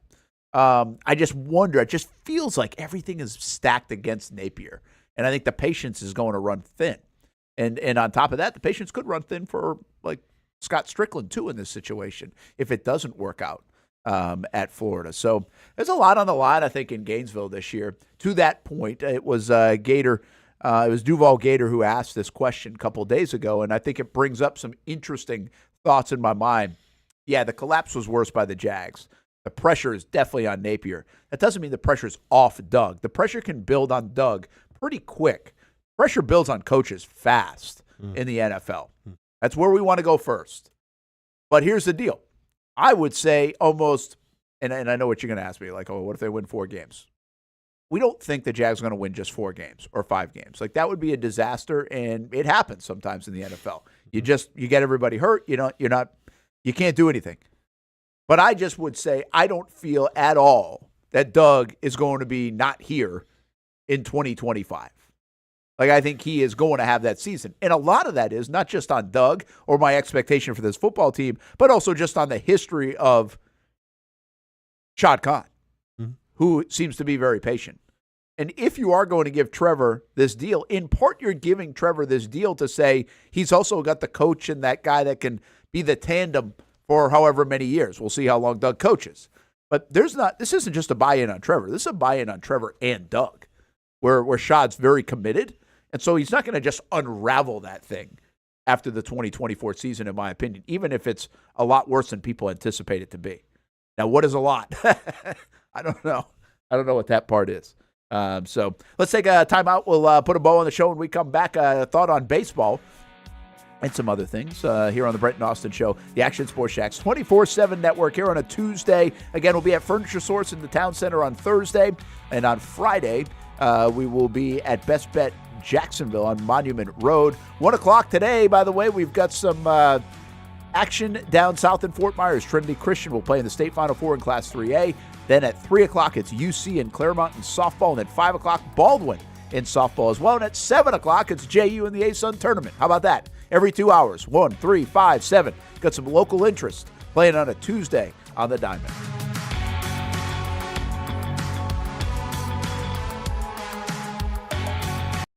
New to town or always been in town? Everyone is always looking for a good pizza place. Our place is Donato's Pizza.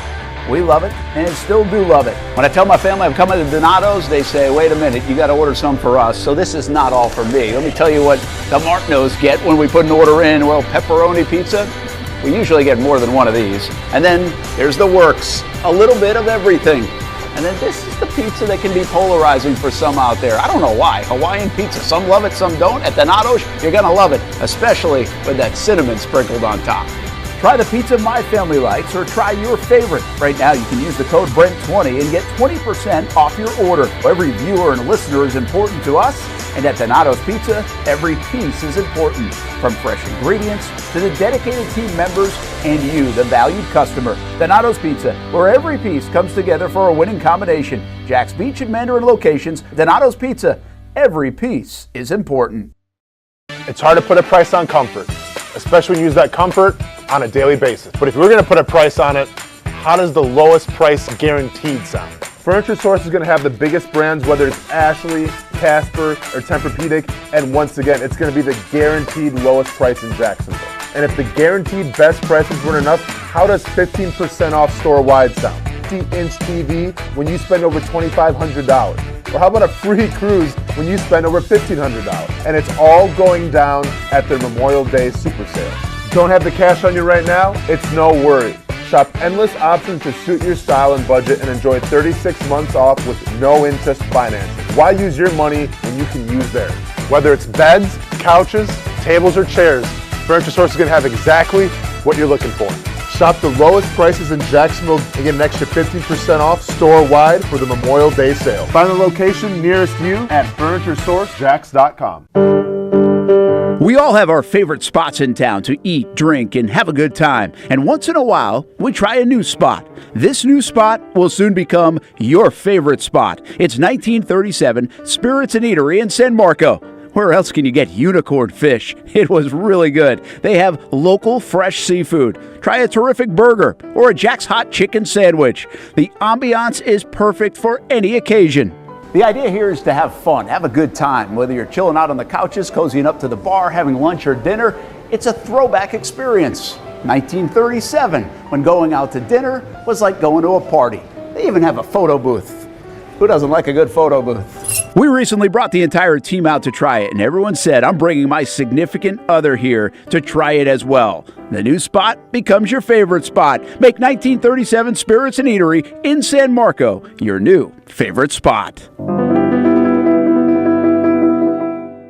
The Action Sports Jacks 24/7 network is streaming. I'm Stuart Weber, and I'm here to teach you a nice 3-step process on how you can watch all your favorite programming from the Brent Austen Show every weekday 10 a.m. to 1 p.m. or the Cup Date with me. It's fantastic. We talk NASCAR. It's a great time. Wednesdays at 1 o'clock. All right, first step, easy. Download the Action News Jacks app. You probably already have it downloaded on your phone, so you might already have that one taken care of. Step 2, see that stack of pancakes up there? You click that stack of pancakes, and it's going to bring down step number 3, which is a full screen of all the different streams that you can click on, including the Action Sports Jacks 24/7 stream. You click that, the video's rocking and rolling on your mobile device. You're watching all the shows you want to, and you're having a good time. You can also do it on your smart TV with the Action News Jacks Now app. I do it on my Samsung TV at home. It's a great way to watch it on a nice, large screen for all the content. That's the Action Sports Jacks 24/7 network. Hope you can find it. I've been telling you about CGC Water Treatment and Plumbing for a long time now. Their drinking water systems remove up to 99% of contaminants. We've had a Connecticut water softener and drinking water system in our home for more than 7 years. You can see the difference whether you're washing clothes, the dishes, or what I like to do most, fill this up for some coffee every morning, and mostly all day. Remember, if you're not filtering your water, you are the filter. Don't be the filter. Right now, you can save $1,000 or more when you bundle the Connecticut Premier Softener with a Connecticut K5 drinking water system. The experts at CGC Water Treatment and Plumbing will test your water for free and determine your water score. Don't know your water score? CGC will find out and recommend the appropriate Connecticut water treatment solutions so you can improve it. Call 904-552-1242 or visit cgcwater.com. Financing options available with approved credit. CGC Water Treatment and Plumbing, an authorized independent Connecticut dealer. Florida license number CFC 1432579. Welcome back to the Brent and Austen Show, streaming on the Action Sports Jacks 24/7 network. Well, I hate to say it, but I think the Yankees' patience has paid off for their baseball team. And I say patience. I patience with Aaron Boone and Cashman, and everybody wondered, like, hey, they're going to be. I thought wondered if they'd be fired a couple different times over the last couple of years. And they stuck with the regime, and they've now assembled another pretty good team, it looks like. They're finally playing well. Aaron Judge was awful in April, but he's really hot right now, and Soto's been good for him, not surprisingly, I think. They're doing all of it without Garrett Cole. So I just kind of like peek at the standings every now and again in baseball, and I'm like, oh, Yankees are playing really good ball right now. Yeah. The Orioles are right there, so they're meeting expectation, tied in the loss column. Cleveland Guardians, 17. How about the Royals? 19 losses, 30-19. Nice year so far for the Royals, which some predicted, by the way. Seattle in first place. I think the West has been a little bit more pedestrian than people thought it would be. Texas coming off the World Series, 500, and Houston 6 games under 500. The Phillies and the Braves have lived up to the hype. Correct. I think the Central always is the Central, right? Your division. You got the Brewers in the lead, but it's always like a dogfight or a pillow fight. Yeah, I mean, how do you want to put it? Brewers got a 1.5 game lead right now, and honestly, with all their injuries and everything, I think they're happy to be where they're at. Reds are going to red. I don't know how many times, how many years I need to tell people this. All right, I'm a broken record up here, but nobody wants to listen. Oh, they got the bats father-in-law this might year. be listening right now. Let him hear it because he needs to hear it too. Oh, they got I think the he's bats probably this saying year. it with you. Oh, they got the pitching this year. It just feels different, does it? Does it feel different? Does being 8 games out of first place in the NL Central feel different this year? Is 19 and 28 feel different? Or is it the same story that we've been talking about the past decade, okay? Some teams are just going to be some teams, and the Cincinnati Reds are just going to be the Cincinnati Reds, okay? There's no rhyme or reason why that is. It's a fact of life. There's nobody that has this kind of angst for the Reds like you do. Correct. I've never met anybody that has this kind of eggs for like a small market, basically, team. Then it's not like they spend money like the Yankees and the Mets and the Cubs and the Red Sox. Not the small market. Phillies, the Braves, the Dodgers. Hey, I'm a Brewers fan. I know about small market, okay? So that ain't going to be an excuse. I'm not even sick and tired of the Reds as a baseball team. I'm sick and tired of how everyone every single year picks the Reds as like their sleeper, sexy kind of team when you have no grounds to do that. They do have an exciting young team. Oh, yeah. Brent, they had an exciting young team for the past decade. Eventually, those young teams going to turn into a little more of older guys who trade all those players away. There's a couple other like kind of interesting things. Like Oakland got playing really well. Like they play in front of nobody. Yeah. They're obviously leaving. Mm-hmm. They are 19-30, but that's after losing 8 in a row. So if you go back, they were actually 19-22. They'd gotten almost to 500, and now they've hit another slide. So obviously they're not good, but maybe a little better than some people gave them credit for being. The White Sox have stunk this year. Okay, so this is what I'm getting to. First of all, I think you got to applaud the Yankees because their patience. They could have fired Boone. They could have ripped it up, the Cashman stuff. Like, I think they could have easily done it. I'm surprised they almost didn't. And yet it's working. I mean, it's working without Garrett Cole. Their pitching's been fantastic. The question is, will they perform in the postseason? They're going to get there. They haven't been able to perform in the postseason. They haven't won a World Series since 2009. 9. It's 15 years, folks. So we'll see if they're able to do it. But they are playing really good ball, and they look like the Soto piece is a really strong piece for them with some of the moves they've made. But what I noticed today, Austin, when I was looking at this, 18 out of the 30 teams in Major League Baseball are under 500. Or 500 or under. Sure. And there's like another two of them that are just a game over. 2/3 of the league is 500 or worse. Yep. Cream's rising to the top. What does that, like, when you see that, what does that say? If we saw that in the NFL, does that mean the parity is really good? Yeah. Or do we say, there just aren't many teams? It's very top heavy. Yeah, I mean, I think it's a combination of both. I think there's parity between, the mid-tier teams, and you have your teams that are just in another echelon.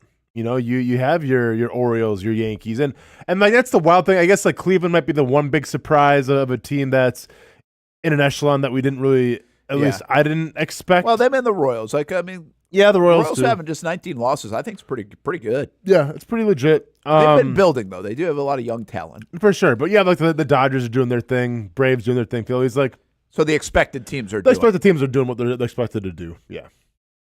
I don't know if it's good or bad. It's just an observation. I'm not really judging it. I don't think it's. I don't know how to call it. Yeah, I mean, let's say it's the All-Star break. What we're talking about. It's you're about 50 games into the season right now. Yeah, I mean, let's see a little bit of a longer run here and see what teams really do. Well, here's the deal. You get 7 spots now in the playoffs, right? Mm-hmm. So if 2/3 of the teams are a game above 500 or worse, that leaves like 10 teams out of the 14 that are going to make it that are like significantly above 500 or a few games above. Sure. Which could make it for an incredible race for the final few spots. Yeah. But it also could make, maybe there's a team that is, everybody's so jammed up that now you can make the trade deadline be very valuable, or somebody gets hot. Remember, it was the Braves a couple of years ago. They came out of nowhere with a couple of moves at the deadline, and then what got hot to win the World Series. Yeah. I forget how much they were back. Well, I mean, the Diamondbacks essentially did that last year. That's true. Yeah, so we've seen some late runs. Oh, yeah. You've seen with the Nationals. I mean, listen, every team, once they make the playoffs, has a shot. That's why it could be so interesting in terms of if there's going to be a log jam to make that last wild card spot. I mean, there's going to be a battle for it because, history has shown us that just because you're not the 1, 2, whatever top seed overall doesn't mean you can't win a World Series. Yeah, I think there are teams. Let me just go through this real quick. Like the Blue Jays are just 4 games under 500, probably still in some kind of mix, even though they're the worst team in the East. And I don't think the Red Sox are good enough, but the Rays might not be. I mean, they might get 2 teams, they might get 4 teams out of the division. I have no idea. Probably not 4. Twins, Tigers, right in it. The White Sox are out. Like the White Sox are out of it. The A's we don't think are going to be in it, nor are the Angels. So there are 3 teams I would say that are out of it in the AL, some 50 games into the season. We're almost a third of the way through the season. In the in the National League, the Marlins are out of it. It looks like Thanks for 16 playing. and 33. Yeah. The Reds, to your point, might already be out of it. They're 9 games under. And the Rockies are 16 games under. So there's another 3 to 4 teams that are 3 teams that are out. So you would say like 6 teams out of the 30 in the league are pretty much, okay, they're not going to make it. That's it, 20%. Mm-hmm. So the rest is up for grabs with late runs potential. I mean, I'm going to give you some teams that are surprisingly under 500. San Francisco Giants, the Arizona Diamondbacks, coming off the World Series. Mm-hmm. The Cardinals, 5 games under 500. They're actually in 4th place behind the Pirates now. The Mets, 5 games under. The Houston Astros, 6 games under. And I think everything else wouldn't be that surprising. So I just think it's wild. And it's funny because we don't talk about Major League Baseball every day. And I don't even follow it like I used to probably. We watch it. We watch some games. I'm just not like locked into the standings. And it's fun to do it this way sometimes because you look like 3 weeks at a time or 2 weeks at a time. Like, all right, what's the landscape of Major League Baseball? And it's a weird landscape right now. I think it's you're right. The Yankees world in the AL and the Orioles, and then the Phillies, Braves, and Dodgers. Yeah. So there's like 5 super teams right now. It feels like you could pencil in and bet on. And that leaves a bunch of other teams that you might get in, from your Brewers to maybe the Guardians do make a run. I just don't think there'd be a lot of confidence that they're going to like go to the World Series right now and beat the Orioles or the Yankees. No, for sure. But once again, history has shown that if you get out at the right time, anything's possible. And listen, like being a Brewers fan, I've been having a blast watching this team right now on this. What they put out there, despite all the injuries of Devin Williams, arguably one of the best closers in baseball. Has some back injuries. He's going to be out for another couple weeks at least. Christian Yelich has been out, just got back in, picking up where he left off. But like to me, and this is why I love baseball and why I enjoy following it, especially a small market team like the Milwaukee Brewers. A couple years ago, the Brewers traded Josh Hader away, and Brewers fans were upset about it. He was the best at the time. He was the best closer in baseball. Dude looked like he had his future ahead of him. Brewers trade him to the Padres for a couple of no-namers. Well, those no-namers eventually got parlayed into arguably right now the MVP of the National League and Wilson Contreras with the Brewers.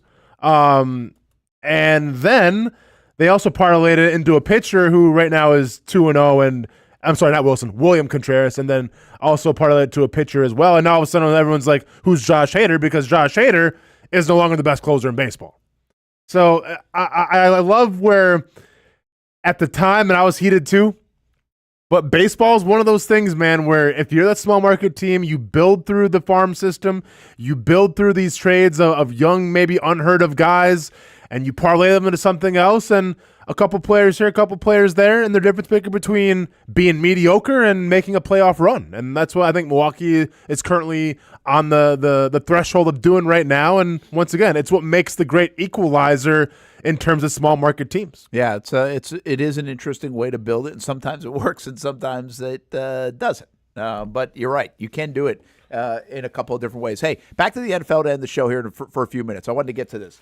I saw an article today that said was talking about free agents and best fits, and I'm not going to do the best fit part, but what I notice is these names are huge, man. Like the names that are still out there in free agency are names like we know, everybody knows, like that are attractive names. Should the Jags make a run at anybody? Will they make a run at anybody? Or like, okay, you're good. You don't need a big name guy still. Like to be here in almost June and these guys be available. Well, I'll give you a name. Xavier Howard. He's on this. Connor Williams, they don't need him. He's a center. He's not going to be. Justin Simmons is still out there. Safety. Stephon Gilmore, still out there. Steven Nelson, who I don't necessarily think is a big name. We did have a comp in the mock draft stuff, remember, for him, but he's still out there. Ryan Tannehill, by the way, is still out there. Jags aren't interested in him. Dalton Risner, guard, still out there. Adoree Jackson, corner. Several corners now. Still out there. Calais, still out there. Hasn't retired, by the way. Hunter Renfrow, wide receiver. Emmanuel Ogbah. Now you're getting my attention. Michael Thomas is still out there. Donovan Smith is still out there. Jan is still out there. I mean, those are some big names with big resumes that here in late May are available to get if you need to add something. Yeah, I mean, listen, to me it comes down to I think who else? Is Tyus Bowser or did he go back with the Ravens? I don't know that. Okay. I'd have to check. Yeah, I mean, listen, if we're talking about quote-unquote big free agent names, I'm for it if it's an edge rusher. You want the edge. Everybody else, safety, even secondary, like I get like Lattimore, it was the hot name, but no. That'd be in a trade situation. No, I mean, give me like Agba, Yannick Ngakoue, Jerry Hughes, Charles Harris, Shaq Lawson, Marquise Golden, Tyus Bowser. I can't remember if Tyus Bowser ended up signing a new deal with Baltimore or not, but like any of those guys, I'm happy with. Yeah. You know? But the other positions, no, like, listen, I get trying to build the secondary depth and breed competition, but there comes to a point where it's far too much, and you have to see what you have at your disposal. And I think the secondary is getting to that point. Now, once again, like if it's like a Lattimore and you trade for him, then yeah, obviously you bring him in and he's going to be your day one starter. But if it's not going to be a name like that, I focus on the edge rush, or I'm not concerned about it at all. Yeah, that was interesting to hear, kind of see you, and then boom, the light bulb goes on the edge rush side. I would, and probably me too. But it's interesting that a lot of corners are out there too, and nobody's really saying, hey, let's go get him. The Lattimore stuff was hot for a bit, but that was before the draft. And looks like the Jags have their roster at corner. There are some big names, but you know how I feel about this. I say it a lot. Is the name bigger than the game at this point? And in many respects they are. And we do see guys get signed all the way through the summer as we get closer to camp. And that's actually advantageous for a lot of these veterans. They don't have to participate this time of year. In fact, if they all had their way, they'd get signed probably in September. True. So they don't have to go to camp either and just get themselves ready to go. Hey, speaking of going, well, we have to go.